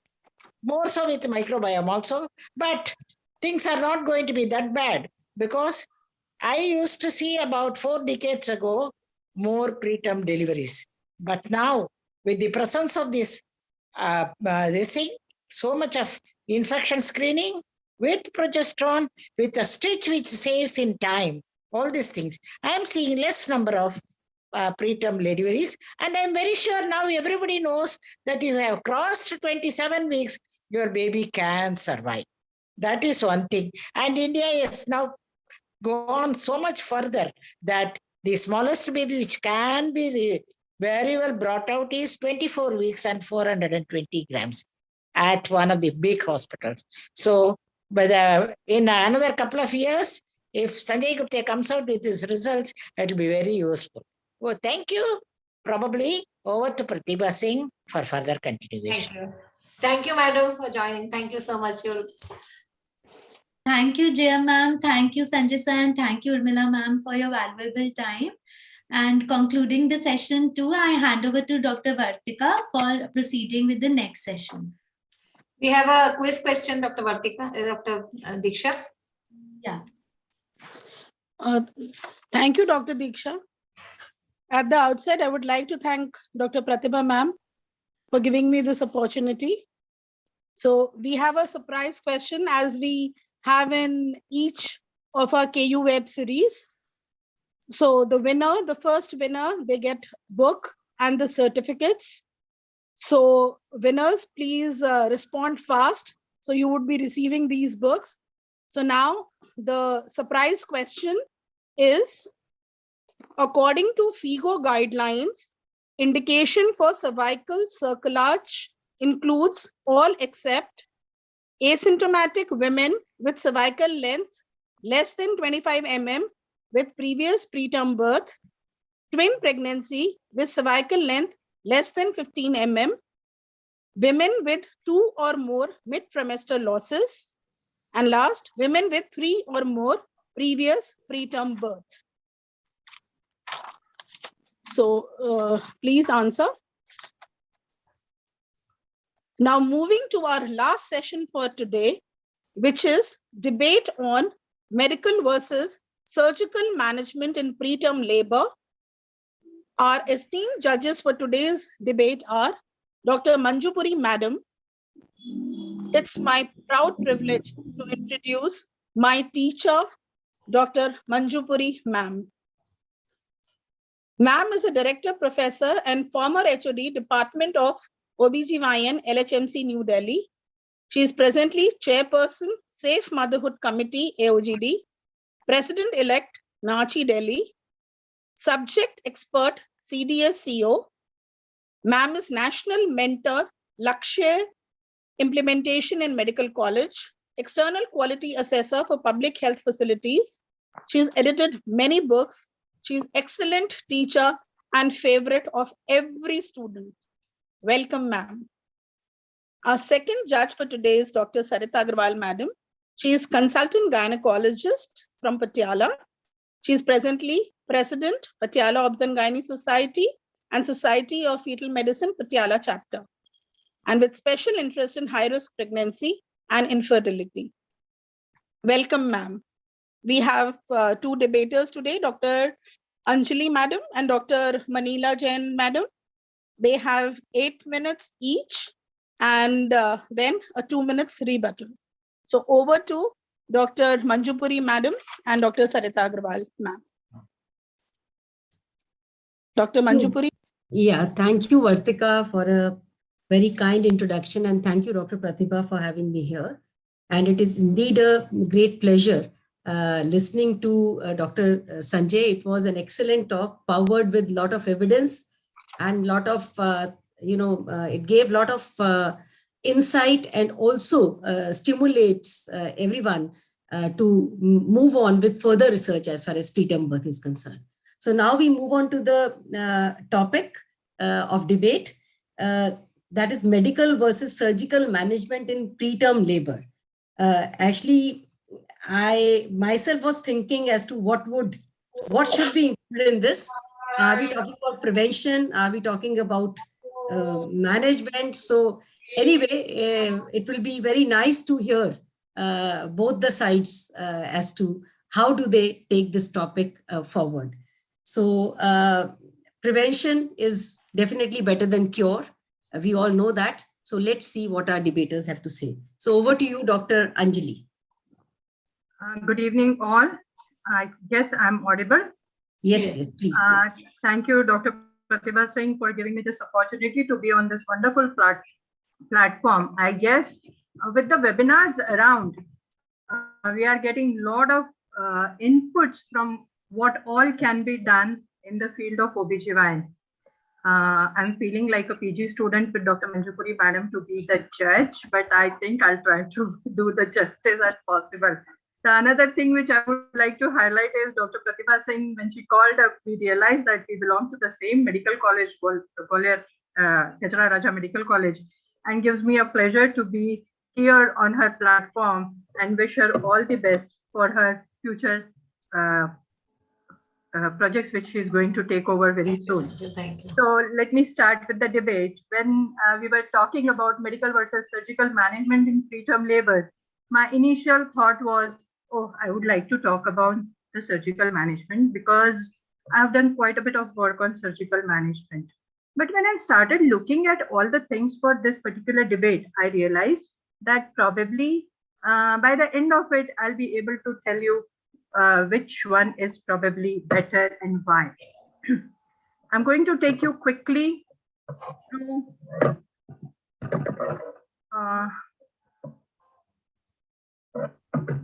just click on that. I am, but I don't know why it's not moving at all. No, you click on this slide first.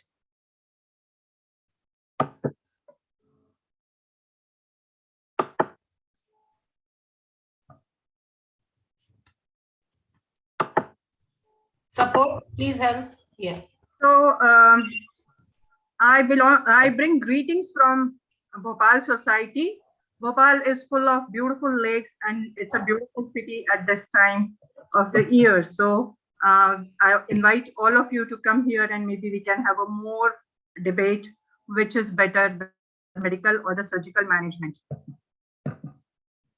We all are aware what preterm labor is, so I'm not going to go into much detail. We all know that the onset of labor prior to completion of 37 weeks and after attainment of period of viability is called preterm labor. It is different in different countries. And the WHO gives the criteria as 22 weeks. In United Kingdom, it is 24 weeks. And in India, we still are with 28 weeks. So it could be different at different places and the management also changes accordingly. But believe me, even in India, we are having a lot of changes in the scenario, how we are taking care of these preterm babies. Incidence varies from 5 to 15% in different part of world and in India. And as rightly told by none other than Dr. Sanjay Gupte, the etiology is multifactorial. It is 30% cases, exact cause of preterm labor is not known, and there are certain risk factors which increase the incidence of preterm labor. Risk factors can be various infections like the group B streptococci, bacterial vaginosis, antepartum hemorrhage, overdistended uterus, uterine anomalies, and we come across so many patients with pregnancy and fibroids. Incompetent cervical os, yes, is one of the reason of preterm labor, but it is just a part of it. We can have patients with acute fever, maternal illness, preterm premature rupture of membranes, low socioeconomic status, poor nutrition and anemia, smoking, tobacco addiction, UTI, previous history of preterm labor, and of course, iatrogenic induction of labor without knowing the EDD, or maybe many times iatrogenic reasons for which we have to deliver the baby. I'll tell you a story in later part of my presentation. So how do we diagnose preterm labor? It is regular uterine contractions more than 4 in 20 minutes or more than 8 in 60 minutes with changes in cervix, cervical effacement more than 80% or cervical dilatation more than 1%. Preterm labor can be classified as advanced preterm labor, early preterm labor, or threatened preterm labor. Advanced preterm labor can be diagnosed and managed as regular uterine contractions for more than 4 in 20 minutes or more than 8 in 60 minutes, cervical dilatation of more than 3 centimeters, and 80% of effacement. When things like these are there, we have to allow delivery. If there are signs of chorioamnionitis, we have to deliver the patient. If the baby is malformed, we have to deliver the patient. If there are conditions of severe placental insufficiency, we have to deliver the patient. And all these things can be managed more with medical management rather than surgical management of putting a stitch. But if the cervix is less than 4 centimeters and none of the above is present, we can give tocolytics. We have progesterone also on board. We have corticosteroids and antibiotics if indicated. The whole aim is of giving corticosteroids is to prevent RDS and IVH in baby and mother with fetus in utero, and which can be transferred to a place where neonatal care facilities are available. Early preterm labor diagnosis and management are regular uterine contractions. Diagnosis can be done by regular uterine contractions where cervix is more than 1 centimeter but less than 3 centimeters, and cervical effacement could be 80%. If there are signs of chorioamnionitis, congenital malformation, then of course we have to deliver. But if these signs are not there, then we can do conservative management. If the mother and fetus condition is not good because of suppose preeclampsia or antepartum hemorrhage, then we have to take care and deliver the patient. Then there is no surgical management which comes into prevention of preterm labor. But if fetal conditions are not compromised, maternal condition is good, there are no signs of chorioamnionitis, membranes are intact, then expectant management includes bed rest in left lateral position. Though Dr. Sanjay Gupta has rightly pointed out there is no evidence-based data which shows that bed rest is good, but believe me, I think it is more of a psychological aspect also on the patient and on the family, which insists that, okay, there is something different with the patient and they need to take care of that particular patient. Antibiotics, definitely if infection is there, and we have seen that at least 25 to 40% of preterm labor have infection as the background. Tocolysis is definitely one of the major things which takes care of medical management of preterm labor. Dr. Sanjay Gupta has rightly shown that progesterone has made a very big change in management of preterm labor. He has quoted so many Cochrane reviews with positive changes, with probably equivocal changes, but none of these changes have shown that it has a negative impact on medical management. He has quoted the trial which took place in 2010, the 2017, and the latest one also. So I guess we have some strong medicine like progesterone on board, which has a lot of impact for the medical management of preterm labor. Then we have various tocolytics like nifedipine, beta-mimetics like isoxaprime, terbutaline, ritodin, indomethacin, magnesium sulfate, nitroglycerin. All of them have some positive or some negative side effects. But overall, the result of these medical management have been good. They prolong the pregnancy, and at least we are able to shift the patient to a tertiary care center where the patient and the baby can be taken care of. So why medical management is better? We know the etiology. Maximum number of chances of preterm labor are because of infection. Dr. Gupta has rightly said that it is multifactorial. He has told us that it is the gene panel which is nowadays coming up, and we are having so much of work done on this gene panel, which is going to change the scenario of probably probiotics or even preconception pregnancy care in such kind of patients where we come across preterm labor in the previous history. So we have many available drugs like the progesterone, the tocolytics, the corticosteroids, and the newer drugs which will take care of the microbes which are said to be responsible for preterm labor. Medical management has a lot of benefits, though maybe sometimes not available to all of the patients which require. But by the same token, even surgical management is not easily available to all the patients. Many times they reach late also by the time the os is open and we can't really put even a rescue cerclage or an emergency cerclage. Medical management has another add-on benefit that it can be offered now with so much of telemedicine and all other kind of newer scenarios which are coming into the management of patients. The patient really need not go to the hospital every time being scared of exposure to COVID or all other platforms which are there. So medical management has definitely a lot of benefits as compared to the surgical management. In India, still patients and the relatives are very scared of surgery. They don't want the antenatal patient to go ahead and have surgery, whether it is a cervical encerclage or any other surgery during antenatal period. Day before, I had to leave a patient of renal calculi, where the calculus was obstructing the PUJ junction, but the patient said that, no, madam, I really don't want to have any surgery. Though we told her n number of times that we will take care, all my obstetrician friends will be there with the neurosurgeon, but she said, I want to go back home. I'll come back after 4 days, and I'm hoping to see her again in the OPD. So counseling the patient for surgery is still not very easy in Indian scenario. It needs hospital admission, it needs financial burden, and the patient has to be there for a couple of days, and none of them really want to be a part of it. But preterm labor is always very painful. I have been there once and I know. We need to take, when the delivery is there, we need to take care. We need to offer them a tender care. We need to counsel them. That is why I have said talk works.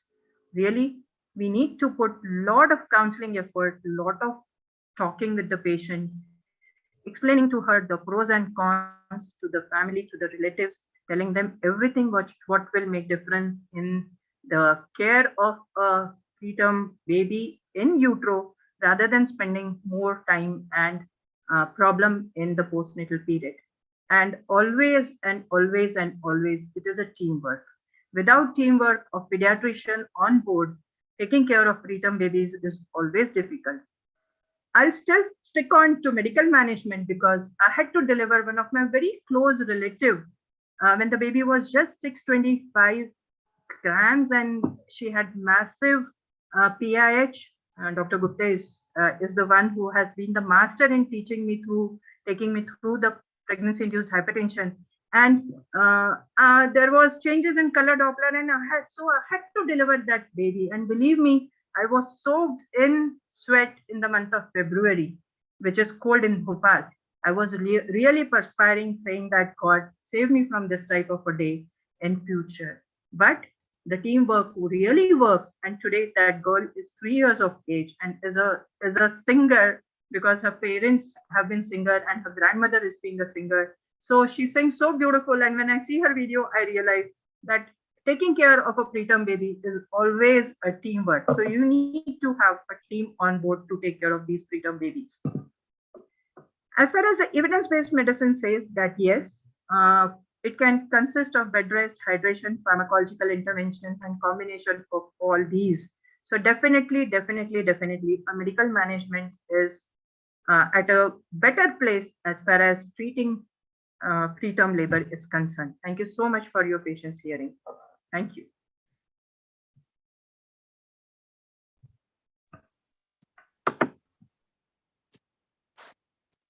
Now I request Dr. Sarita ma'am to introduce Dr. Manila Jain madam, and then she'll deliver her talk.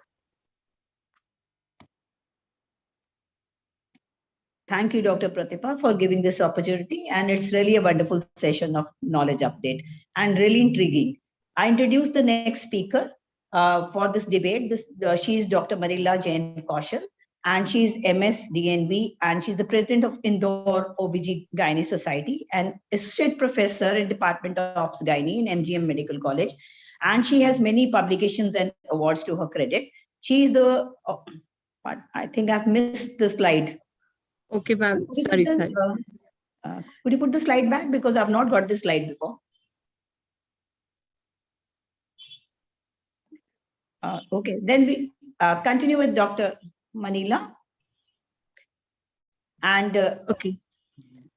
okay, Yes, Dr. ma'am. Munita, I think they have Yeah. skipped on the screen. Sorry, But Dr. I Sarita. believe that It you was have a my load fault. of awards and publications Yeah. to your credit. And let's hear why surgical management is better according to you in preterm labor. Over to you, Dr. Manila. Thank you, Dr. Sarita, for your kind words. And it was my fault that I started sharing my slide because I was really doubtful whether I would be able to do that or not. So at the outset, I would like to thanks Dr. Pratibha for giving me this opportunity to share this forum. And I could see that there were so many learned speakers throughout, and I really enjoyed the session today. I bring in greetings from Indore, and I would be too happy to see you all physically very soon at AICOG Indore. Uh, Dr. Anjali, you have very well taken the topic and really challenging for me to prove the surgical management in preterm labor. And Dr. Manjupuri has rightly said that what to take forward, either the prevention part or the treatment part. So when I was also preparing the talk, for me, it was very difficult to prove the other end. But since it is a debate, we have to really go against each other. So please take this. So when we talk about surgical management, it is the cervical cerclage that comes to our mind. And we all know it is a common prophylactic intervention which is being performed in the management of second trimester loss over decades. And we all being using and doing it for so long and still doing it. I remember if any OT list having 10 cases or 15 cases on board, one would be cervical and cerclage, and it is being practiced widely throughout. So the challenges with this procedure is the effectiveness and the safety, and it remains controversial. There are many studies coming up and down. Sometimes they say use it, sometimes not, and progesterone is replacing it, and so on. So the diagnosis, another challenge that comes is the diagnosis of cervical insufficiency, which is notoriously difficult to make, and it is usually made retrospectively. So today I'm going to review the current literature regarding the efficacy of cerclage in both the elective and emergency setting. And why I've chosen this cervical cerclage as such to speak upon, because I think when it comes to the surgical treatment of preterm labor, it is only the cerclage and few other supportive things which we can do to prevent preterm labor, and a rescue cerclage when it comes to the treatment part. So cervical stitch for preventing preterm birth and singleton pregnancy. This is a nice review which was published by Cochrane in 2017, and the conclusion were made that cervical cerclage reduces the risk of preterm birth in women at high risk of preterm birth and probably reduce risk of preterm death. That is what is the aim of aim for ourselves when we talk about preterm delivery. So the question of whether cerclage is more or less effective than other preventive treatment, particularly vaginal progesterone, remain unanswered. So very clear by this publication that when we talk about the risk, when we weigh the risk and the benefits of doing cerclage or not, it is, if at times it is not good, it is nonetheless lesser than it.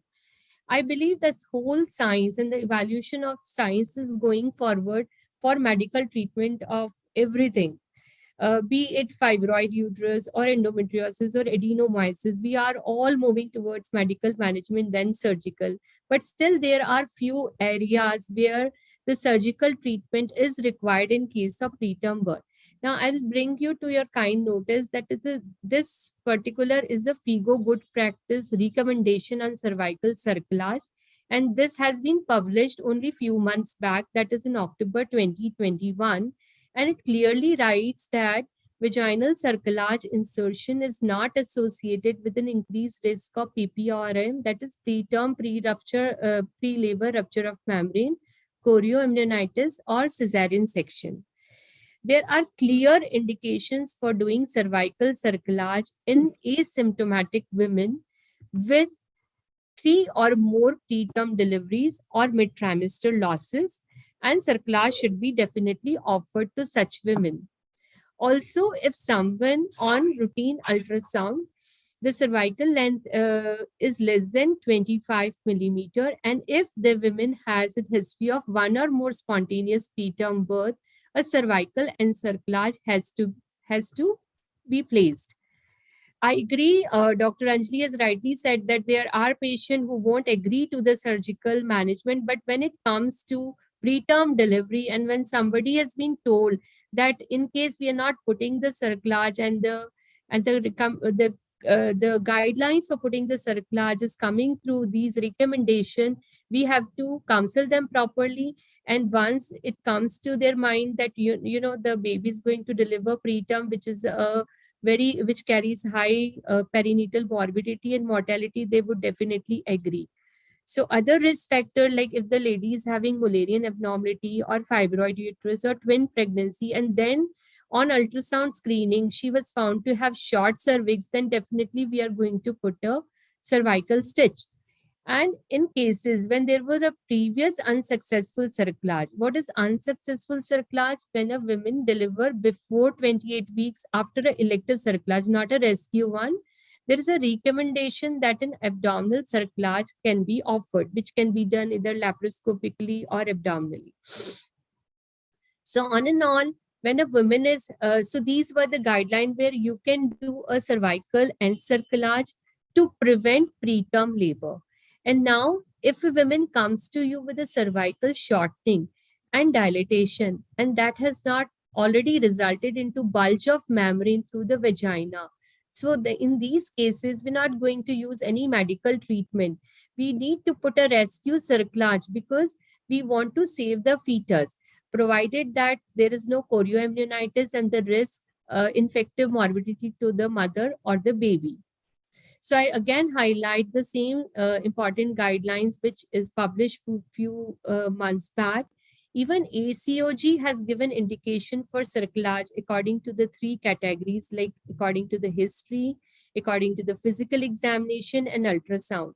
So there is no situation where we could say that medical management is better than surgical one in cases of preterm labor, because definitely doing this surgical intervention are indicated in few cases, which I had enumerated before. Even RCOG has endorsed it, and even the Canadian guidelines had given a clear recommendation wherein to put a cervical stitch. I firmly believe that in very old days, cervical stitch was even placed when there was a history of one mid-trimestral loss.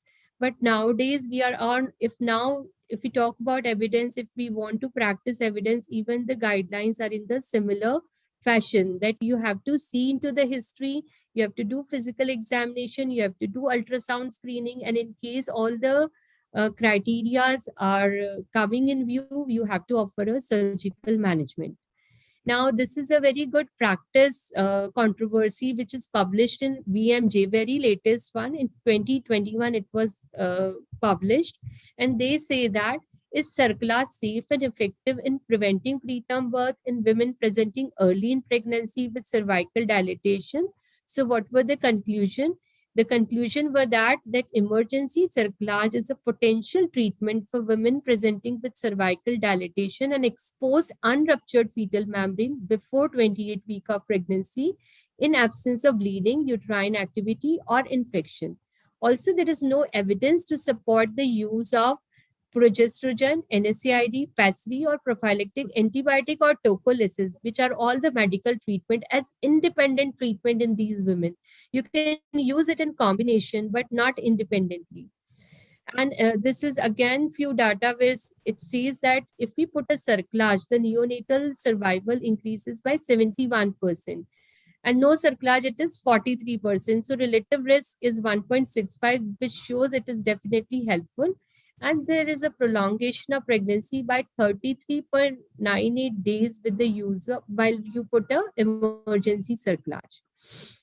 So I would ask all the respected doctors on the panel and dear judges, that is, if a lady carrying the high risk, like if a woman walks in your clinic and say that I had a miscarriage after 16 weeks of pregnancy, or when she had a birth before 34 weeks of pregnancy in her past, or her water broke before 34 weeks in a previous pregnancy, or she hasn't treatment of cervix before and like a cone biopsy or a trachelectomy, would we not offer her a surgical treatment if, or we would just want to wait for the progesterone to act and the day to come that when the cervix starts shortening up or open up any fine day?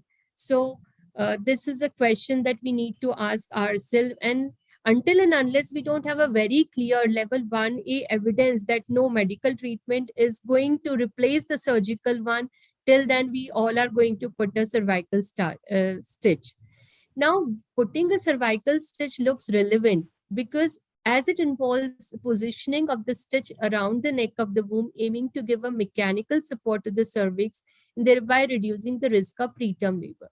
In this way, a cervical pessary is also a very good option because when it comes to cerclage, it involves anesthesia, infection, and operative morbidity. So cervical pessary is a soft and flexible silicone device which is known since 1959 when it was used for women in women with recurrent miscarriage. Although the exact mechanism of pessary remains unknown, it has been hypothesized that the pessary relieves direct pressure on the internal cervical ostium by changing the position of the cervical canal and distributing the weight of the pregnant uterus. Another possible mechanism by which it works is that it might support the immunological barrier between chorioamnion extraovular space and thus affects the vaginal microbiological flora. So this is how cervical pessary would act. And there are very open label randomized trial going. There is one more ongoing trial on the vaginal pessary in UK.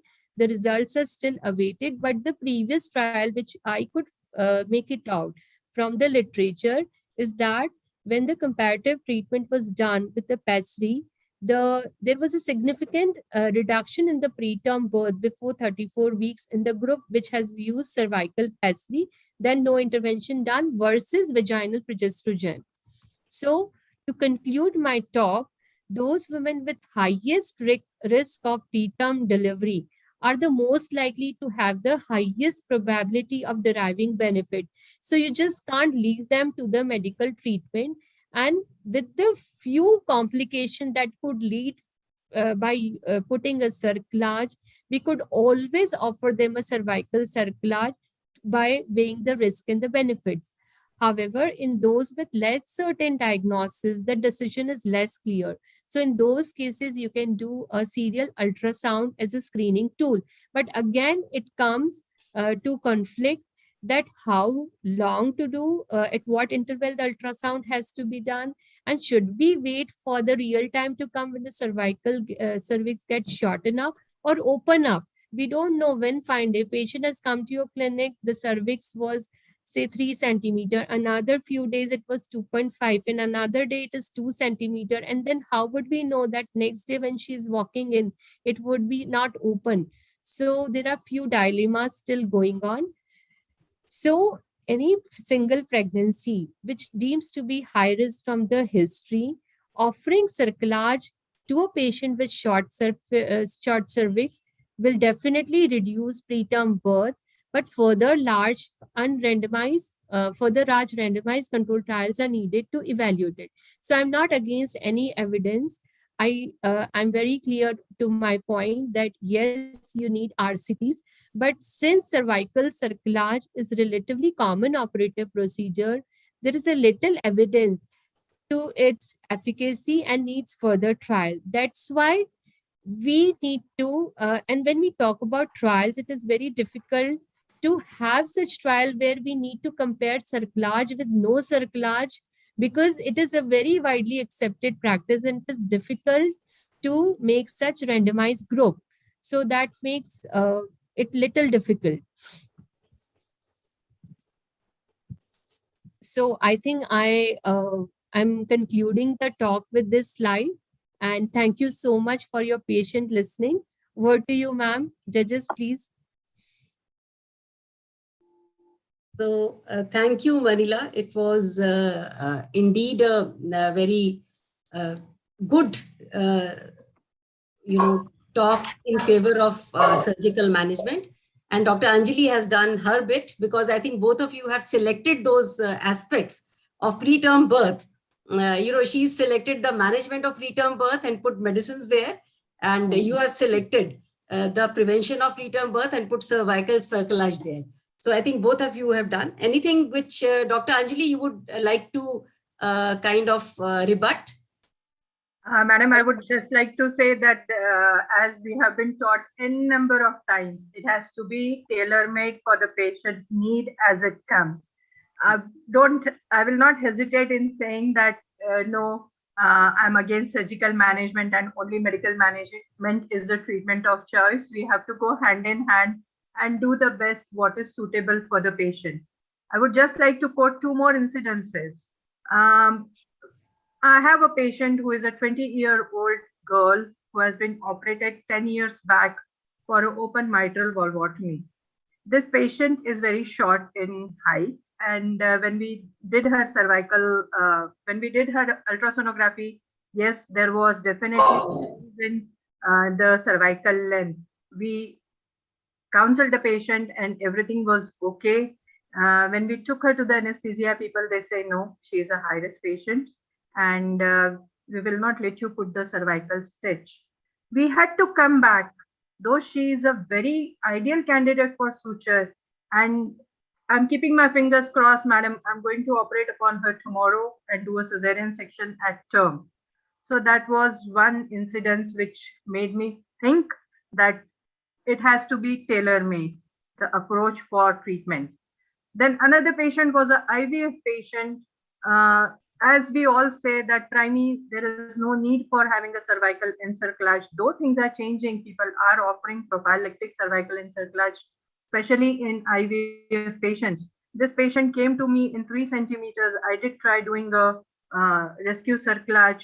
I just could prolong her pregnancy for 7 or 10 days, but unfortunately we were not able to save the baby because it was just 23 weeks, borderline, less than 500 grams also. So we have to decide what is better for the patient. And as there are so many teachers of teacher over here, like Bakshi madam, Sanjay Gupta sir, Manjupuri madam, I'm so thankful for sharing this platform with you. And the message which I would like to say is the same, that we have to work hand in hand. So thank you. Over to you, Dr. Manila. Anything you would want to kind of add on? No, thank you so much, ma'am. Dr. Anjali has very well taken the things forward. That it is the approach should be patient based and the case based approach should be there, and we need to think and rethink, because medicine is moving forward. So thank you, Dr. Manila. So basically, towards medical treatment, yeah. So I personally feel that both of you have done justice to your aspects. What is important is that for providing quality of care to the woman who arrives to us, the management has to be evidence-based. Means it has to be safe, it has to be effective, and it has to be timely. So I think both of you agree to that there are different indications for surgical management and different indications for medical management. But while doing surgical management, we should not overdo. If it is not indicated, we should not do. Like for all IVF pregnancies, we need not do a cerclage. For all twin pregnancy, we need not do a cerclage. So it has its own complications. On the other hand, when we give progesterone, it is not essential to give it to all. The way we give rampantly, we know intrahepatic cholestasis of pregnancy has gone up. And when we talk about vaginal microbiome, so we need to understand that, it is also to do with epigenetics of the baby. If you give a lot of drugs, then a lot of epigenetic changes can happen to the baby, and we can have more babies, being born with diabetes, with all, non-communicable diseases. So we should not over-medicate. I think that older dictum of no extra drugs to be given to a pregnant woman should still hold good. So we should not give progesterone right and left. Recently in January, only this month, in 2022, we've had there is a retrospective review of 18,000 pregnancies who had received, injection prolatone, that is hydroxyprogesterone caproate, and the risk of malformations in those babies have been found to be higher, absolute risk. This is a very recent publication. And it is said that the exposure in those babies was in the first trimester in threatened abortion. So we are not knowing as to what is going to come up. So I think we should refrain from giving unnecessary treatment to both, whether it is medical or it is surgical. Over to you, Dr. Sarita, for your comments, please. Yeah, the same thing. I really endorse what you're saying. Actually, the same shoe doesn't fit everyone. We have to tailor make. And moreover, if you're going ahead with the surgical, because surgical prevention is resource dependent, it is skill dependent, as well as what opportunity you're having, because most of our people are in the rural India. So we can't say that in rural India, we may not be available to a center to have a cerclage, or maybe technically people may not be that skilled. So one cannot overrule the idea of not having progesterone prevention. To my mind, the quantum is so big of preterm labor, so you cannot just overlook medical management. I go with Dr. Anjali. Yes, medical management by the quantum and by the percentage of people using it and can be given is more than the surgical. At the same time, surgical has its own role, especially in rescue cerclage. But one point I wanted to add with Dr. Anjali is, I agree with Dr. Gupte, bed rest has no role, but according to you, it has a psychological effect. But to my mind, out of bed rest, we remove the word bed. Let it be rest. Let her not just roam out on motorcycles or something. At least let's remove the word bed out of it. If I think my seniors will agree with me. I would rather put it at mental and physical rest both. Yes. It has to be mental rest as well. So I think that is very important. Yeah. Well said. So it was a wonderful debate. Rather, we are complementary to each other, the medical and the surgical teams. We are not contradictory to each other. So we all work teamwork and produce good babies, good future for India. Thank you so much, my seniors and everyone, to deliver such good talk. And thank you, Dr. Pratibha, for a wonderful, wonderful session. Thank you. Thank you. Thank you, ma'am. And we also have audience poll for the debate. So whether medical management is good or surgical. So let's have the poll from the audience.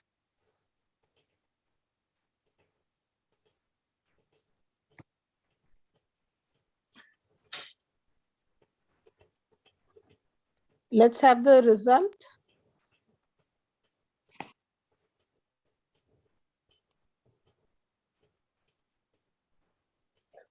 So 86. I knew before. I knew before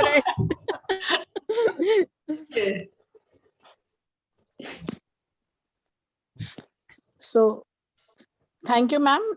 Now over to Dr. Pratibha Singh, madam. So thank you, Dr. Vartika. Now we have come to the end of the program. So thank you so much, all my dear viewers, for joining this webinar. And I am really indebted to our guest, Dr. Kamal Bakshi ma'am, Dr. Pratima Mittal ma'am, and Dr. Nilesh for gracing this occasion. A special thanks to Kamal Bakshi ma'am for staying till end. And I'm really very happy that you like the program. Keep blessing us like this. Thank you so much. And from the bottom of my heart, I would like to really thankful to Dr. Sanjay Gupta sir for his excellent deliberation. The recent advances which he have shared with us, I'm sure it's going to help us in our day-to-day practice, which will bring change in our management in preterm labor. So thank you, sir, for accepting our invitation and sharing your knowledge with us. Thank you so much. And finally, my sincere thanks to our chairpersons, judges, Dr. Krishnendu Gupta sir, Dr. Jayam Kannan ma'am, Dr. Manju Puri madam, Dr. Urmila Tripathi di, Dr. Sarita Agrawal madam for their valuable inputs. And finally, the debate on medical versus surgical management on preterm labor was very informative with lot of take-home messages. Thank you, Dr. Anjali, Dr. Manila, for your wonderful inputs, and thanks for accepting the challenge and proving your point. So wonderful, wonderful. Congratulations to both of you. And thanks, last but not the least, I would like to thank our conveners, Dr. Priyankur Roy, Dr. Diksha, and Dr. Vartika for excellent coordination. And finally, lastly, I would like to thank our academic partners, Shield Connect, for their constant support, Mr. Saurabh, Ms. Chitrakala, and Mr. Steven. Now, next we will be coming soon, I think in 15 days. So till then, goodbye and good night. And thank you for joining this webinar.